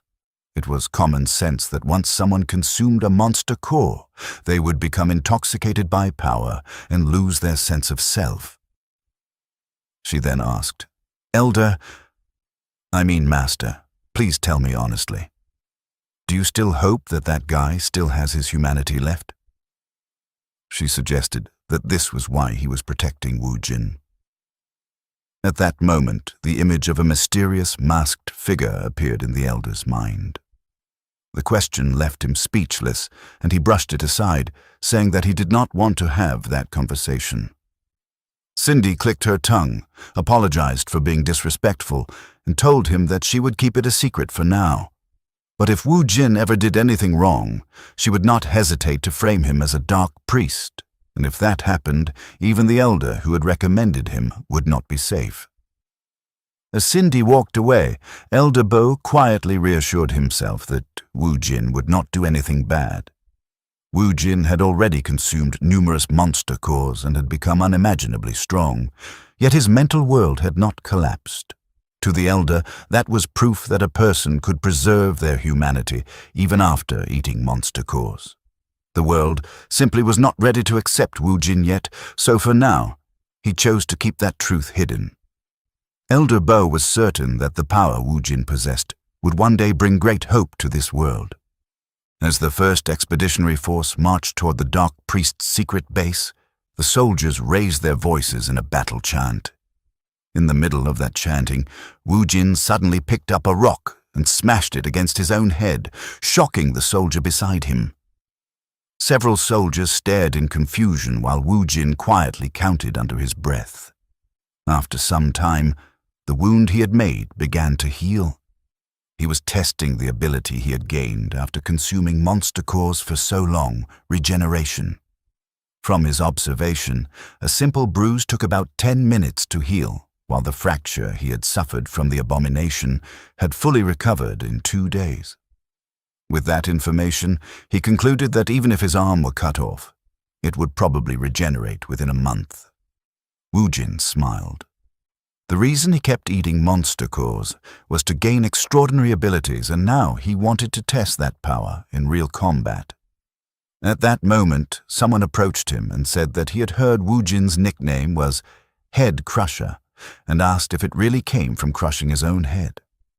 Wu Jin apologized if he had startled him and explained that there was simply something he wanted to test. The man introduced himself as Roland, the supreme commander of the expeditionary force from the Order of Harmony. Roland said he did not mind at all because he liked geniuses like Wu Jin. In his view, geniuses were supposed to be a little messed up in the head, so what he had just seen seemed normal enough. Wu Jin asked who he meant by genius, and Roland answered, "I'm talking about you." Since Wu Jin was a mercenary personally recommended by Elder Bo, Roland expected that he had to be an extraordinary genius. Wu Jin found it strange to be called that and had no desire to get close to him. Wu Jin quickly changed the subject and asked about their plan. Roland laughed and said that he really was a genius because he was impatient. He explained that they were heading toward the forest north of the pioneer city. Their first objective was to clear the rift cores in front of them and push their way into the center of enemy territory. Since they could not predict how long the battle would last before reaching the target, their goal for now was to finish everything within 10 days. Wu Jin looked toward the forest and remarked that it did not seem that large, so 10 days felt a little too long. Roland once again called him a genius and said that under normal circumstances it would indeed be a long time. But because of the rift cores, the monster's territory had expanded. Right as he was explaining, a monster suddenly burst out of the ground and lunged toward him. One of the soldiers shouted a warning. Roland instantly drew his sword and split the creature in half. He told Wu Jin that monsters that normally lived deep within the demonic realm were now crawling out into the sunlight, just like that one, so 10 days was actually a short time. Then even more monsters began crawling out from beneath the forest floor and charged toward the soldiers. One of the men shouted, "Ambush! Everyone, prepare for battle!" Multiple monsters burst from the ground and attacked. Wu Jin recognized them as leech rats, but he had not known that they could dig underground. Roland warned everyone to guard their backs, because the moment they left themselves exposed, they would lose their lives. Then Wu Jin suddenly rushed forward. The moment Roland saw him move, he shouted a warning, but he was already too late. With his own eyes, he watched multiple leech rats leap onto Wu Jin and try to bite him. More and more monsters swarmed in until Wu Jin was completely surrounded. Roland shouted again, calling him crazy. But Wu Jin had done it on purpose. His plan was to kill the monsters and secretly eat their cores without the other soldiers noticing. He was thinking that if he consumed all of their monster cores, there was a chance he could inherit the leech rat's ability. He did not really need the power to dig underground, but right now the creatures in front of him no longer looked like monsters. To Wu Jin, they only looked like monster cores, ready to be eaten. He continued eating monster cores even as the monsters gathered around him and prepared to attack. Inheritance occurs when consuming a monster core, and there is only a very low chance of gaining that monster's skill.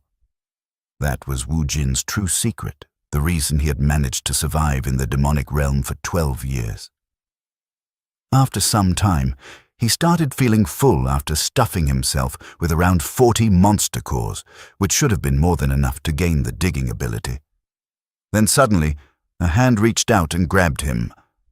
One of the soldiers shouted and asked if he was all right. Wu Jin quickly told him that it was dangerous, reassured him that he was fine, and told everyone to maintain their formation. He said it not out of concern, but because he could not secretly eat monster cores anymore. The soldier ignored him, pulled him out, and assured him that they were safe now because the holy choir had begun their performance. Roland and the other holy knights started playing musical instruments, and their music immediately empowered the soldiers. One of the soldiers shouted that he was overflowing with power, and soon the others were slaughtering the monsters with ease. Wu Jin was stunned by what he was witnessing. The soldiers' stamina and defense had increased significantly, and he realized they were all receiving buffs from the Holy Knight's songs. But what surprised him even more was that he had never expected Roland to be a support. He had thought he was a swordsman. After that, the soldiers defeated every monster in sight. When night fell, one of the soldiers announced that they would be recording everyone's performance and asked anyone who had taken part in the battle to gather around. He added that the recorded results would directly affect their rewards. Afterward, one of the soldiers muttered that he still could not understand Wu Jin's actions, from smashing his own head with a rock to charging straight into a horde of monsters and now digging through the dirt. Inside his tent, Wu Jin could be seen digging into the ground. He clicked his tongue because even after eating all those monster cores, he still had not gained the digging ability. He could only conclude that inheriting skills definitely required luck. At that moment, Roland entered the tent to check on his condition. Wu Jin apologized if his actions during the fight with the leech rats had startled him. Roland immediately said that it was nothing like that. He had been more impressed than shocked. He admitted that when Wu Jin jumped into the middle of the horde, he thought he was going to lose his life, but in the end, the results spoke for themselves. Roland had also heard that Wu Jin had hunted 267 leech rats by himself. The average soldier had only taken down 4 or 5, while even the holy knights had only managed around 100 to 150 at most. In Roland's eyes, that was proof that prodigies were built differently. But Wu Jin did not see himself as a prodigy. He knew that if he had focused entirely on hunting instead of secretly eating monster cores, that number could have easily tripled. He then asked Roland if he was part of the support force, which caught him completely off guard. Roland's face turned red as he asked what about it and whether Wu Jin was looking down on supporters. Wu Jin quickly explained that he had simply thought Roland was someone who preferred raw power, so he had only been surprised because it was not what he expected. Roland laughed and admitted that Wu Jin had seen right through him. In his heart, he was the kind of man who also wanted to wield a sword. When Wu Jin asked why he did not simply do that, Roland explained that the reason the Order Alliance fought was for peace. Countless people had lost their homes and were dying because of the demonic realm. In a world like that, he chose the role where he could help the most. He proudly added that while his swordsmanship was only slightly above average, his musical skill was considered top tier even within the Order Alliance. After hearing that, Wu Jin realized that although Roland had seemed annoying when they first met, constantly talking about prodigies, he was actually a much more decent person than he had expected. Wu Jin then asked if he could hear him perform again sometime, and Roland happily agreed. 1 week later, inside a large tent, the leaders gathered for a meeting. Roland reported that they had been advancing deeper into the demonic realm while destroying numerous rift cores, kobolds, and large-eared monsters. It was becoming clear that the deeper they went, the stronger the monsters became. He then asked how the soldiers' morale was holding up. One of the unit leaders replied that the soldiers were far more spirited now than when they had first started, which left Roland confused. And then somewhere in the forest, Wu Jin was cutting down every monster he saw, from kobolds to big-eared monsters. As always, he would take their cores and eat them, hoping to inherit new skills, but even after consuming quite a few, he still had not inherited anything. Back in the meeting, the unit leader continued and reported that the mercenary Wu Jin had been taking care of every single monster almost as soon as it appeared. Roland could not help but laugh and tease the Order Alliance members, asking if it did not sting to be outdone by a single mercenary. One of them sighed and said that it was not a laughing matter. The soldiers had become far too relaxed, and Wu Jin was definitely going to claim a huge portion of the performance rewards. But Roland said that a good thing was still a good thing. Thanks to Wu Jin, they had suffered almost no casualties. And since stronger monsters were beginning to appear, it meant their destination was close, so they should rest while they still could. Deep within the forest, 4 mysterious figures gathered, all looking like dark priests. One of them, wearing a mask, wondered how the Order Alliance had discovered their location. The red-haired woman answered that they had planted so many rift cores around the area that it would have been strange if no one had become suspicious. She added that she believed their youngest had already anticipated this the moment she made her move. Looking towards someone nearby, she said that their chosen youngest sibling could not possibly be that incompetent.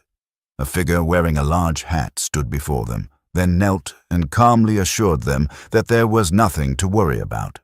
The defenders always had the advantage over the attackers. He smiled and said that the Order Alliance had only reacted slightly earlier than expected, but either way, their actions would not interfere with the great plan of darkness.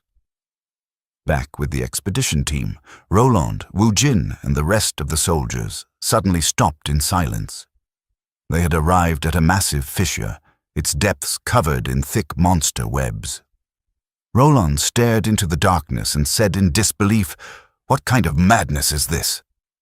Hidden within the darkness, countless monsters waited silently, ready to devour anyone who entered. Ronald asked one of the priests if he was certain they had reached the correct destination. The priest confirmed it and explained that the corrupted energy of the demonic realm was heavily concentrated in that location. Ronald admitted that he had never heard of a place like this before, and the sight of the massive fissure covered in webs left him bewildered. Wu Jin, on the other hand, found the location suspicious. He explained that under normal circumstances, fighting from higher ground would be advantageous, but digging a massive hole and building a hideout inside it felt strange.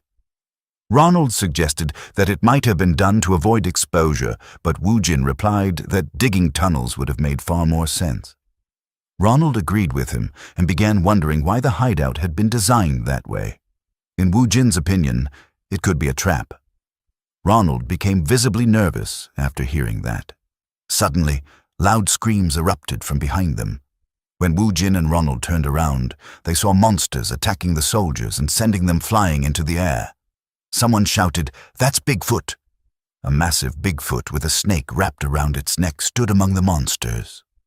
Bigfoot was an enormous creature that could grow between 4 and 7 meters tall, known for its overwhelming strength. The snake around its neck was called Salmosa, a monster with durable scales and deadly venom.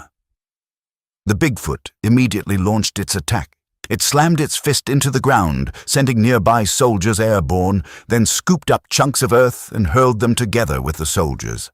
Some of the men were thrown directly into the fissure and became trapped in the giant spider webs below. The moment they landed, spiders rushed toward them while the soldiers screamed helplessly. Seeing this, Ronald quickly ordered the troops to focus on the Bigfoot first. Because of its enormous size, he also commanded the choir to hurry and cast their buffs. While everyone else panicked, Wu Jin smiled in excitement at the sight of a new prey and boldly challenged the monster. Almost as if it understood him, the Bigfoot immediately charged toward Wu Jin and launched a powerful punch that sent him flying into the air. Ronald and the soldiers panicked at the sight. Both Wu Jin and the Bigfoot, with the snake hanging around its neck, instantly recognized each other as worthy opponents. Moments later, both of them fell into the pit below. As he fell, Wu Jin stabbed his sword into the wall to control his descent before landing on a small ledge. He immediately searched for the Bigfoot and saw that the creature was skillfully using the giant webs like tree branches, swinging through the air until it found proper footing. Without hesitation, it launched another massive strike directly at Wu Jin, but he narrowly dodged at the last second.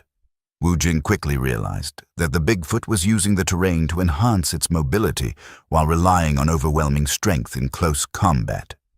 Meanwhile, the snake supported it from range with deadly poison attacks.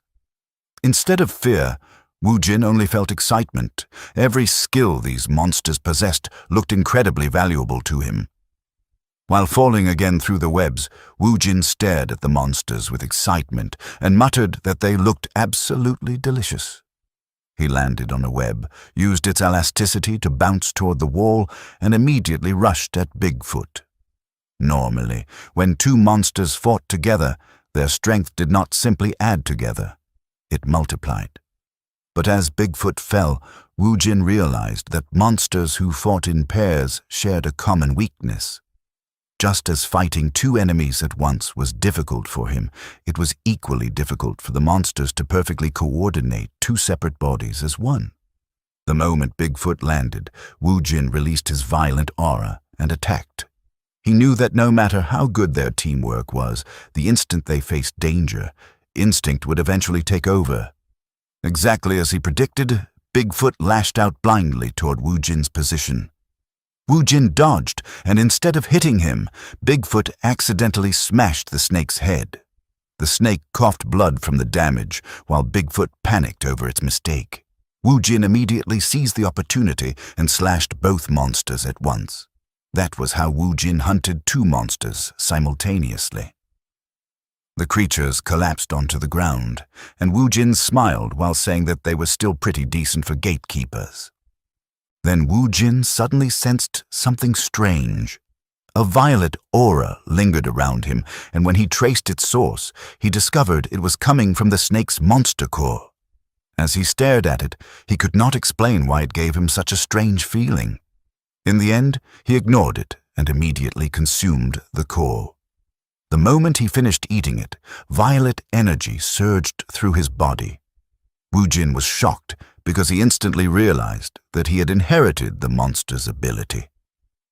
Based on the strange sensation he had felt earlier, he believed he could now distinguish which monster cores carried inheritance abilities. He had already devoured countless monster cores and gained all kinds of insane powers, but being able to identify inheritance cores was an incredible reward for him.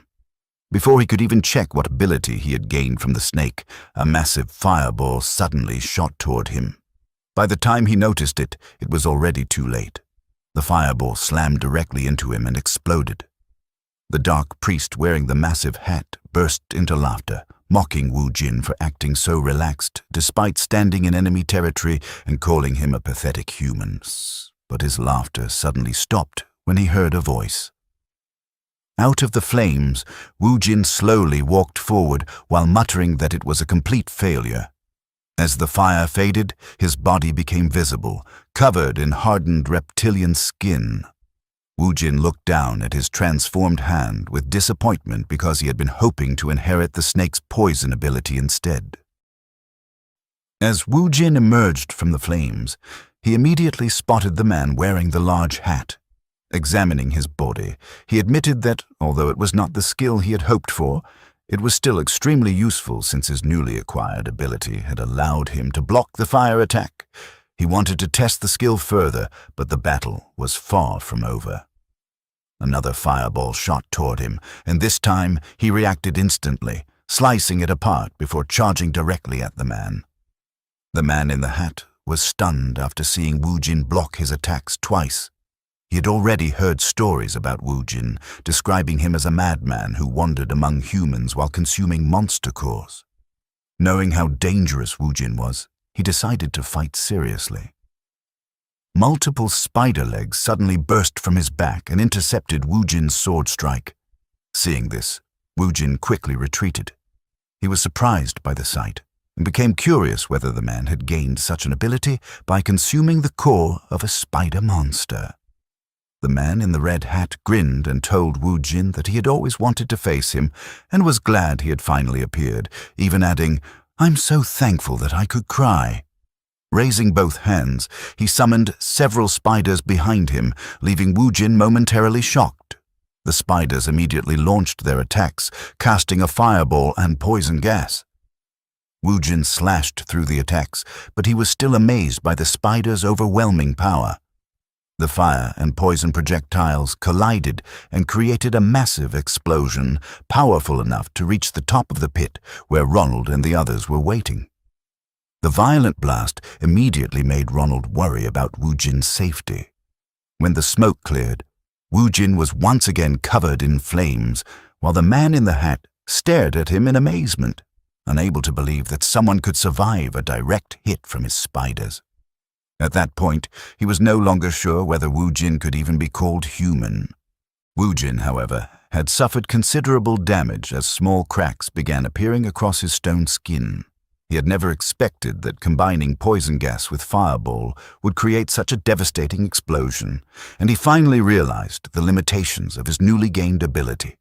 Even so, he had already anticipated that dark priests were opponents who could never be underestimated. The dark priest suddenly charged forward and unleashed a relentless barrage of attacks with his spider legs, wanting to see how well Wu Jin could handle close-quarters combat. The assault was so continuous that Wu Jin barely had a chance to breathe. Although he successfully blocked every strike, he retaliated with his sword aura, only for the spiders to launch another wave of fireballs and poison gas that triggered yet another explosion.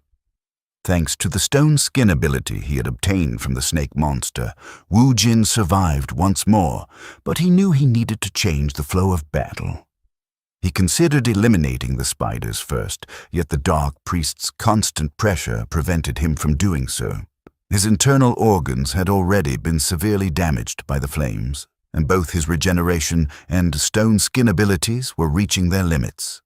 Realizing Wu Jin was weakening, the priest seized the opportunity and attacked again. With no other option left, Wu Jin suddenly deactivated his stone skin ability, endured the full force of the spider legs, and allowed his sword to fall from his hand. The Dark Priest burst into laughter as he watched Wu Jin stand before him, seemingly helpless. Calling the situation intriguing, the priest admitted that he finally understood why the other Dark Priests had chosen not to eliminate Wu Jin. Not only had Wu Jin blocked his attacks with what seemed like a crude skill, but he could also use mana arts, making him far too valuable to discard. After withdrawing his spider legs and forcing Wu Jin to his knees, the Dark Priest decided to make an offer instead. The Dark Priest invited Wu Jin to join them and promised that his life would be spared. Wu Jin remained silent and simply stared back at him. The priest continued, insisting that the offer was not unreasonable because Wu Jin already possessed abilities that made him different from ordinary humans. According to him, normal people would eventually fear and reject such power, and if Wu Jin continued using monster core abilities, humanity would hunt him down and label him a Dark Priest anyway. He added that Wu Jin had merely been fortunate enough to associate with the Order Alliance, but once they discovered he could wield the power of monster cores, they would no longer recognize him as human. Extending his hand, the Dark Priest urged Wu Jin to join forces with people who shared the same fate, boasting that together they could gain even greater power. Sitting on the ground, Wu Jin responded by insulting the priest and calling him a clown who talked far too much. He then declared, "This won't do. I need to teach you a lesson." His words immediately shocked the Dark Priest. Wu Jin slowly closed his eyes and muttered that he never wanted to use this power, but the Dark Priest had left him with no choice. Moments later, strands of black lightning began crackling around his body as his skin started to transform. When he opened his eyes again, his pupils had turned completely white. The flames surrounding them vanished instantly while black lightning spread throughout the battlefield, swallowing the surroundings and leaving the Dark Priest confused. Violent arcs of dark electricity erupted continuously from Wu Jin's body, forcing the Dark Priest to instinctively step backward as though he recognized the terrifying power before him. Wu Jin slowly rose to his feet, while his body continued changing, and calmly told the Dark Priest that he should at least say something that made sense. As the black lightning raged even more violently around him, Wu Jin's skin became completely covered in gray scales, and his hands transformed into claws resembling those of a wolf. He then mocked the Dark Priest and declared, "How could a wolf ever serve a dog?" As the Dark Priest stared at Wu Jin, he could not believe the terrifying transformation happening right before his eyes, and started wondering if Wu Jin had been hiding his true power the entire time. Panicking, the Dark Priest immediately ordered his spiders to blast Wu Jin and burn him to ashes. But Wu Jin simply raised one hand and activated the skill called Heavenly Punishment. In an instant, violent black lightning exploded around him and struck everything nearby. The two spiders were hit directly and completely disintegrated, while the Dark Priest himself was struck by a massive bolt of black lightning that left his entire body frozen in place. At that moment, he finally realized the massive gap in strength between them and could not stop wondering what kind of monster core Wu Jin had consumed to gain such monstrous power. The lightning strike nearly reduced the Dark Priest's body to ashes, and instead of staying to figure things out, fear completely took over him. Realizing he would die if he stayed any longer, the Dark Priest immediately tried to escape. However, before he could even take a single step, Wu Jin had already appeared behind him. The Dark Priest panicked after failing to see how Wu Jin moved so quickly. Wu Jin then grabbed one of the spider legs attached from the priest's back and violently ripped it out, causing the dark priest to scream in agony while desperately trying to run away. But the pain became too much for him to handle, causing him to collapse onto the ground while crawling away from Wu Jin in fear. Desperate to survive, the dark priest begged Wu Jin to talk things out instead. He argued that since both of them had consumed monster cores, they could work together and build something far greater together. Wu Jin coldly replied that the only help he could offer was giving information about the other dark priests. Hearing this, the dark priest started shouting and questioned why Wu Jin insisted on fighting them. He claimed that since Wu Jin used the same power as them, humans would eventually reject him anyway, making it pointless to side with humanity. But Wu Jin simply stared at him and calmly answered, "That does not answer my question." The dark priest immediately panicked and promised to reveal everything, but it was already too late. Wu Jin's hand pierced straight through his body while reminding him that he only had one chance. Black lightning burst from the dark priest's body, leaving him helpless as he used the last of his strength to curse Wu Jin before finally turning into ashes. After the battle ended, Wu Jin's body slowly returned to normal. Moments later, blood started pouring from his nose, mouth, and even his eyes. Before he could even wipe the blood away, all the strength in his body suddenly disappeared, and he collapsed onto the ground from pure exhaustion. This was exactly why he hated using that skill. Even activating it for a short moment placed an insane burden on his body. His eyes slowly began shutting on their own, but he desperately fought to stay awake since passing out in a place like that could get him killed. Then, through his fading vision, he suddenly saw Roland approaching with another soldier. After confirming they had arrived safely, Wu Jin finally allowed his eyes to close, relieved that everything had worked out in the end. Roland immediately rushed toward Wu Jin and ordered the soldier to bring a stretcher. As he looked around the destroyed battlefield, he could not help but wonder what kind of insane fight Wu Jin had just survived. Back in the third pioneer city, Wu Jin finally woke up while lying in a bed. Slowly sitting up, he became curious about how he had even survived in the first place. A maid entered the room, and the moment she saw him awake, she immediately ran outside while shouting, "The mercenary has woken up!" Roland quickly rushed into the room to check on him. Wu Jin asked what had happened, and Roland explained that he had been unconscious for 3 whole days. Wu Jin was shocked to hear that even with his regeneration ability, the backlash from his skill had still left him unconscious for that long. He then asked if the expedition was finally over. Roland confirmed that the operation had ended successfully. Most of the nearby rift cores had been destroyed, and casualties were kept to a minimum. Smiling proudly, Roland added that it was all thanks to Wu Jin. Hearing this made Wu Jin genuinely happy, and he jokingly replied that Roland could simply repay him with a generous reward instead. Deep inside, Wu Jin admitted to himself that no matter how many times it happened, he could never get tired of being acknowledged by others.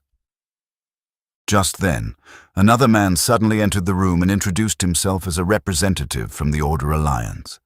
He explained that he needed to take Wu Jin's testimony regarding the recent expedition, especially about the enemies he fought and the methods he used during the battle, requesting every detail possible. Wu Jin was immediately caught off guard and wanted to ask why such questioning was necessary, but the man interrupted him and explained that the battlefield had been so chaotic that they could hardly believe the destruction was caused by a fight between a human and monsters. Hearing this instantly annoyed Wu Jin because he could already feel that suspicion was still surrounding him even after everything was over. At that moment, his biggest problem became figuring out what kind of lie he should make up this time. Before the questioning could continue, Elder Bo suddenly entered the room and declared that he would personally handle the interrogation himself. The representative from the Order Alliance tried to clarify what he meant, but Elder Bao glared at him furiously and shouted, "Was I not clear enough? I said get out!" Feeling the intense pressure coming from Elder Bo, the man immediately apologized and quickly left the room. Elder Bo then calmly sat beside Woojin's bed. Woojin thanked him and admitted that he had been worried about being misunderstood right after waking up. Ever since they first met, Woojin had already noticed that Elder Bo seemed unusually interested in him. Elder Bo reassured him and said that no matter what form Woojin might take, he had already decided to trust him. As he said this, Elder Bo slowly reached into his chest pocket. Woojin looked confused and asked what he meant by that, but before he could finish speaking, he froze in shock after seeing Elder Bo pull out a monster core. Elder Bo explained that the core came from the body of the dark priest Woojin had killed and revealed that he secretly took it for him. Completely stunned, Woojin stared silently as Elder Bo handed him the monster core and calmly said that he had a feeling Woojin would want it. After getting plenty of rest, Woojin prepared himself by getting a haircut and changing into a new set of clothes. Elder Bo immediately praised his appearance and told him that the outfit suited him well. Woojin jokingly asked how he could even tell when he had lost his eyesight. As soon as he put on the clothes, Woojin could tell they were far more than just comfortable. The fabric felt as though it had become one with his body. He could not help but feel a little disappointed, thinking that if he had known clothing this good existed, he would have had his outfits tailored from the very beginning. Elder Bo laughed and told him not to judge the clothes based on comfort alone because their true value was something else entirely. Woojin looked confused by the statement. Without warning, Elder Bo gathered ore into his palm and struck Woojin directly in the stomach. Woojin was stunned that someone would attack a person who had just spent 3 days unconscious. However, after taking the hit, he realized he barely felt any pain. Elder Bo then explained that the outfit was no ordinary set of clothes, but a relic. Relics were rare and extremely expensive items infused with magic. Despite being as light as the beast hide, they possessed defensive power comparable to heavy plate armor. Woojin was surprised to learn that he was wearing a relic, knowing how valuable such items were. Elder Bo confirmed this and explained that relics were so rare that even mountains of gold could not guarantee obtaining one. At that moment, Cindy entered the room along with her assistant and announced that she had brought Woojin's reward for the mission. The reward totaled 2,400 gold coins. When Woojin opened the chest, he found it filled with gold bars and coins, making it look more like a treasure chest than a reward box. He immediately asked if it was really acceptable to give him such an enormous amount of money. Elder Bo explained that he had earned every coin through his countless achievements, including hunting monsters, helping eliminate rift cores, and defeating the Dark Priest. Considering everything he had accomplished, a massive reward was more than justified. Cindy smiled and admitted that she had even added a little extra from her own pocket. Although Woojin had expected a generous reward, the amount still felt overwhelming. At the same time, he felt something was strange because he believed that excessive kindness was usually suspicious. He openly asked why they were treating him so well despite knowing that he consumed monster cores. Both Cindy and Elder Bo looked surprised by the question, but Elder Bo suddenly burst into laughter and joked that even when people treated Woojin kindly, he still found ways to make things difficult. As night fell, the scene shifted back to the battlefield where Woojin had defeated the Dark Priest. Several soldiers were guarding the area when one guard claimed he saw something move in the darkness. The other guard, half asleep, brushed it off and insisted it was only the wind. However, the first guard was certain that something had moved. Suddenly, a chain wrapped around his neck and violently dragged him away. A blonde-haired man appeared and smashed the soldier around before ending his life. The blonde-haired man then burst into laughter. When the second guard demanded to know who he was, a steel ball shot straight through him, ending his life instantly. The intruders were none other than 3 dark priests. The red-haired woman looked disappointed that their youngest member had been defeated by what she considered incompetent fools like Woojin. Staring at the ashes left behind, she called him complete trash. The blonde-haired dark priest guessed that stronger fighters than the low-ranking knights guarding the area must have been involved. The masked dark priest calmly replied that it did not matter because he had already expected the youngest dark priest to lose. In fact, it had been part of their plan from the beginning. The red-haired woman seemed surprised that he had already anticipated such an outcome. The masked dark priest then placed his hand on a nearby wall and activated a skill. Strange writings immediately appeared across the surface, and a hidden passage slowly opened before them. The three dark priests decided it was finally time to move forward with their plan to wipe out humanity. Beyond the secret passage were multiple humans strapped to tables, with bottles filled with mysterious blue liquid sitting beside them. Back in the third pioneer city, Elder Bo decided to clear up the misunderstanding regarding the kindness they had shown Wu Jin. He explained that he was not in a position to judge or punish him. Instead, he was the one who wanted to ask a favor. Elder Bo requested that Wu Jin use his extraordinary power for the sake of humanity.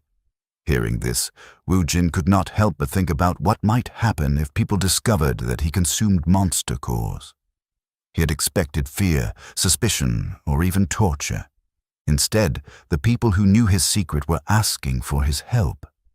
Although he still felt uneasy, he could only feel grateful. Wu Jin asked if anyone else knew the truth. Elder Bo assured him that, for now, only he and Cindy knew. Cindy explained that they kept it a secret because they doubted others would react as reasonably as they had. Wu Jin agreed with her assessment and then asked how exactly he could help. Elder Bo pulled out a monster core, which Wu Jin immediately recognized as the one taken from the dark priest. Elder Bo explained that when Wu Jin consumed a monster core, there was a chance he could inherit memories from its owner. While the odds were normally low, the probability increased dramatically when the core originally belonged to a human. This also explained why Wu Jin had previously seen the memories of the Golden Bug's sons. Understanding the situation, Wu Jin took the monster core and confirmed that they wanted him to consume it to uncover information about the dark priests. Cindy and Elder Bo both nodded. While holding the core, Wu Jin secretly felt excited. Not only had he found people he could trust, but he was also getting the monster core he missed out on after passing out. Smiling eagerly, he declared that since they needed his help, he had no choice but to eat the monster core for the greater good. The moment he consumed it, memories immediately flooded his mind.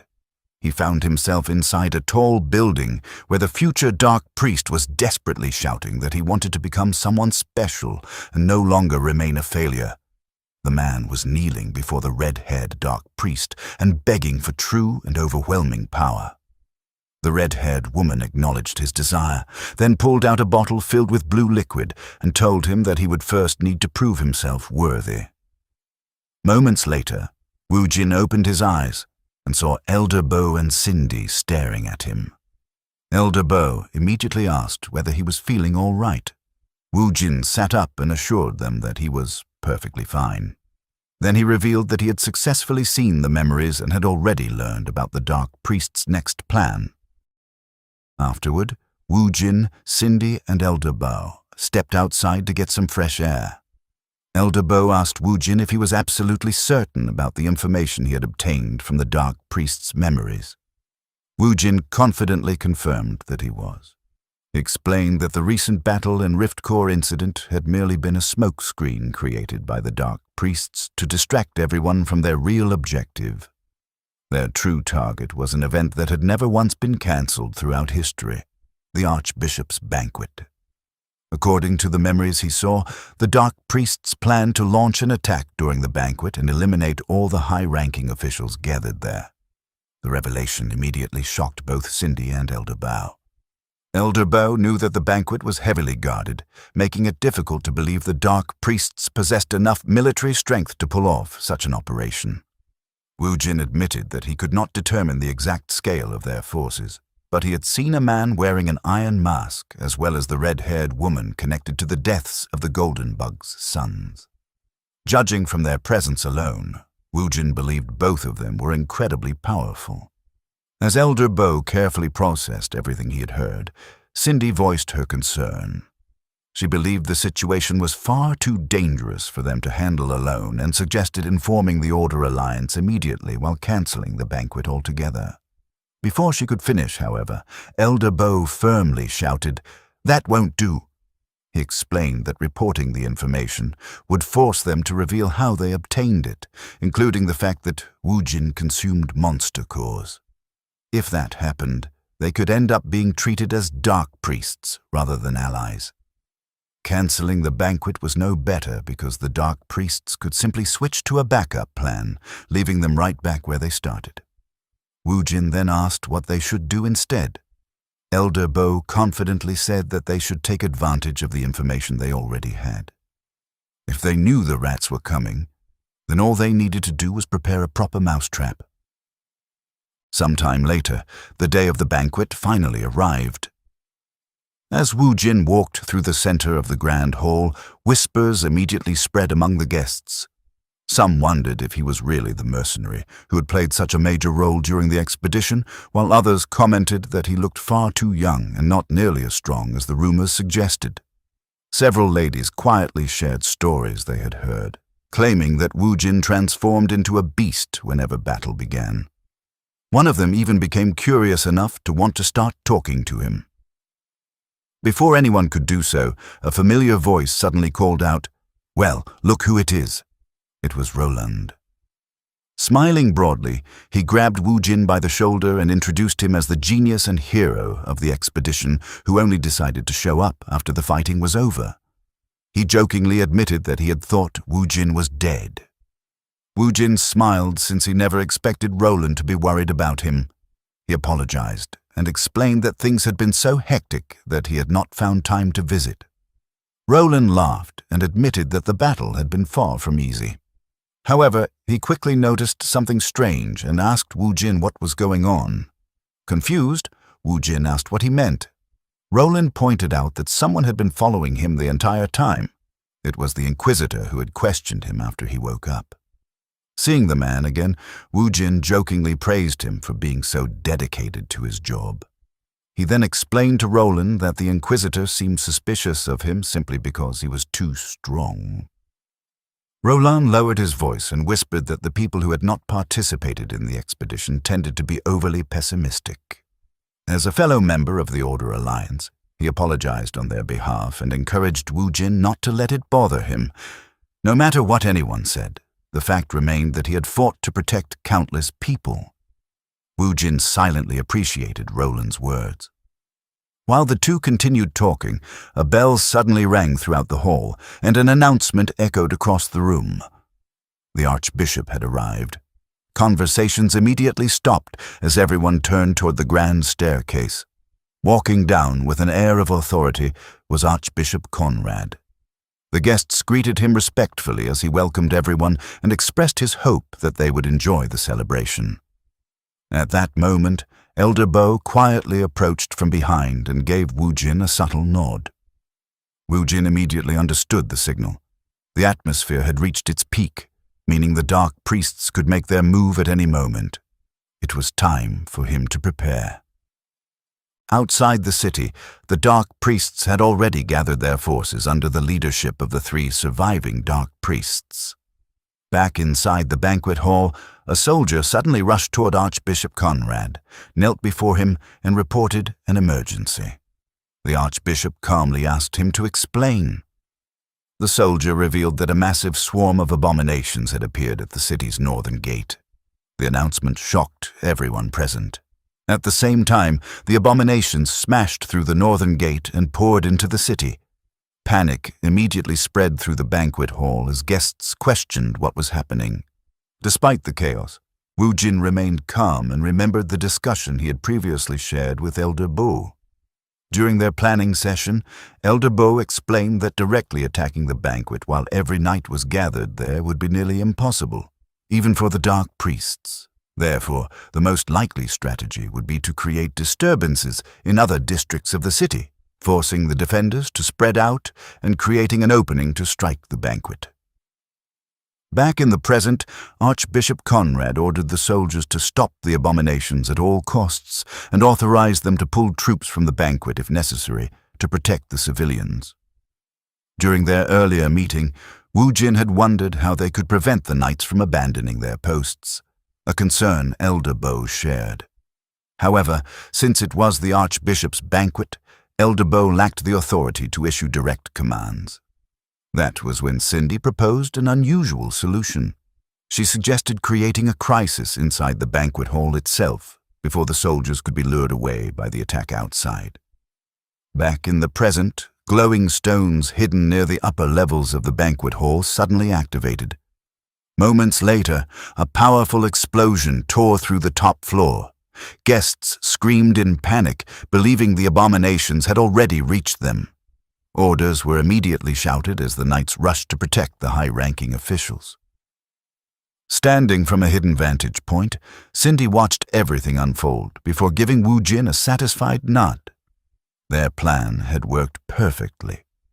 Instead of abandoning the banquet, the knights remained exactly where they were. Meanwhile, outside the hall, the 3 dark priests were advancing toward their target when they heard the explosion. The masked dark priest was surprised and asked if the blast had been part of their operation. The red-haired dark priest narrowed her eyes and concluded that the people inside had somehow figured out they were coming. At that very moment, Wu Jin stepped out of the banquet hall, drew his sword, and removed his hood. With a fierce expression on his face, he prepared himself for the battle ahead. It was finally time to catch some rats. The 3 dark priests stood on top of a nearby building, watching the banquet hall burn after the explosion. The red-haired dark priest could not help but wonder if there was a traitor among them, since the people inside had somehow discovered their plan in advance. The masked dark priest decided that the operation would have to be postponed. He ordered the others to retreat and prepare a new strategy. The blonde-haired dark priest immediately complained in frustration, annoyed that they had to withdraw just when he was getting excited. However, his complaints were cut short when he suddenly noticed several daggers flying straight toward him. He quickly blocked them with the chains attached to his weapon. At that moment, Wu Jin appeared from below, rapidly scaling the walls of the surrounding buildings before landing in front of the 3 dark priests. As he approached them, he reminded them of a familiar saying, "It is easy to get in, but hard to get out." The red-haired dark priest immediately informed the others that the man standing before them was the same person involved in the Golden Bug's son's incident. Then she suddenly remembered something and asked Wu Jin if he was the one who had leaked their plan. Before anyone could react, a brilliant yellow aura erupted behind them. Elder Bo instantly launched an attack at the masked dark priest, but the man managed to block it just in time. Elder Bo then calmly greeted him, saying, "It's been a while, Vikram." After exchanging blows, Vikram immediately recognized his attacker. As Wu Jin walked closer, he asked Elder Bo if he knew the masked dark priest. Elder Bo confirmed that they shared a complicated history. He revealed that Vikram was once a Vritra monk and, more importantly, his former disciple. Vikram scoffed at the statement and asked if Elder Bo was still clinging to his pathetic memories. He added that both in the past and the present, Elder Bo always knew exactly how to irritate people. Without hesitation, Vikram activated his skill, Mind's Eye. The moment the skill appeared, Wu Jin immediately recognized it. He also realized that he could now clearly sense the mana flowing through the technique, which he suspected was a result of consuming the monster core of the dark priest he had previously slain. Elder Bo stepped forward and told Wu Jin that he will leave the remaining 2 dark priests to him. The moment he finished speaking, both he and Vikram charged at each other. Their fists collided head-on, creating a powerful shockwave that echoed through the area. Meanwhile, the blonde-haired dark priest rushed toward Wu Jin with a grin, claiming that this was exactly the kind of fight he had been hoping for. The red-haired woman followed closely behind, eager to see what Wu Jin and Elder Bo were truly capable of. Her eyes suddenly turned yellow before her body transformed into a massive black panther. In an instant, Wu Jin was facing two terrifying opponents, one possessing overwhelming physical strength capable of swinging a massive steel ball as if it were weightless, and another with a beastly transformation ability. Calmly, Wu Jin sheathed his sword and released his purple aura. He knew that if he had encountered the dark priests without preparation, he would have been caught completely off guard. Fortunately, he had already learned about their abilities through the memories of Enoch, the dark priest he had slain. However, one major problem still remained. The heresy inquisitor was still watching his every move. As the blonde-haired dark priest hurled his steel ball toward him, the Black Panther launched her attack from another angle at the same time. Since he was being observed, Wu Jin could not freely use all of the abilities he had gained from monster cores. Even with that limitation, he managed to deflect the incoming steel ball with his broadsword. The blonde-haired dark priest was genuinely impressed by the feat. However, the Black Panther immediately took advantage of the distraction, using the steel ball as a blind spot to launch a surprise attack. She was confident that even if Wu Jin saw the attack coming, he would not be able to avoid it.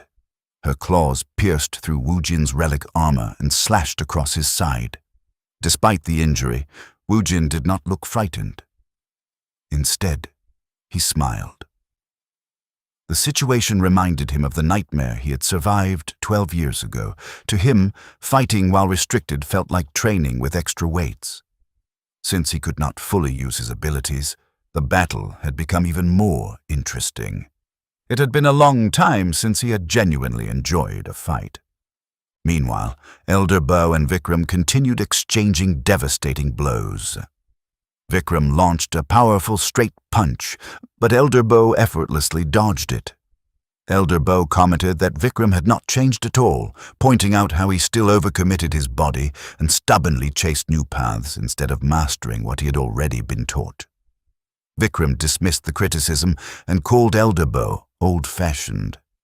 He argued that it was not stubbornness but individuality. He immediately followed up with a crushing elbow strike that forced Elder Bo backward. Regaining his footing, Elder Bo told Vikram that he had once wanted to support his path because forging a new road was always difficult. Yet sometimes those paths created miracles. However, he explained that Vikram's impatience and overwhelming greed had corrupted that individuality.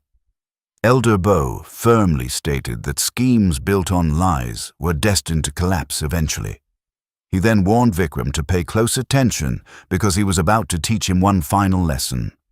Activating his own technique, Elder Bo unleashed Mind's Eye, the all-seeing eye. Multiple glowing eyes suddenly appeared around him, radiating overwhelming power. The moment Vikram saw the technique, he immediately recognized it. He knew that only someone who had reached the highest realm could wield such an ability. Deep down, he had already expected Elder Bo to possess that level of mastery, which was why the old man always spoke as if he had seen everything the world had to offer. Yet Vikram simply remarked that Elder Bo had grown even stronger since the last time they met. Then he added, "That's exactly why you're no good." In Vikram's view, a perfect lie eventually became the truth. To Elder Bo's shock, Vikram suddenly activated the very same technique. Multiple glowing eyes appeared around him as well. He had also mastered Mind's Eye, the all-seeing eye. Seeing the impossible unfold before him, Elder Bo could only stare in disbelief and ask one question. How were you able to use that skill?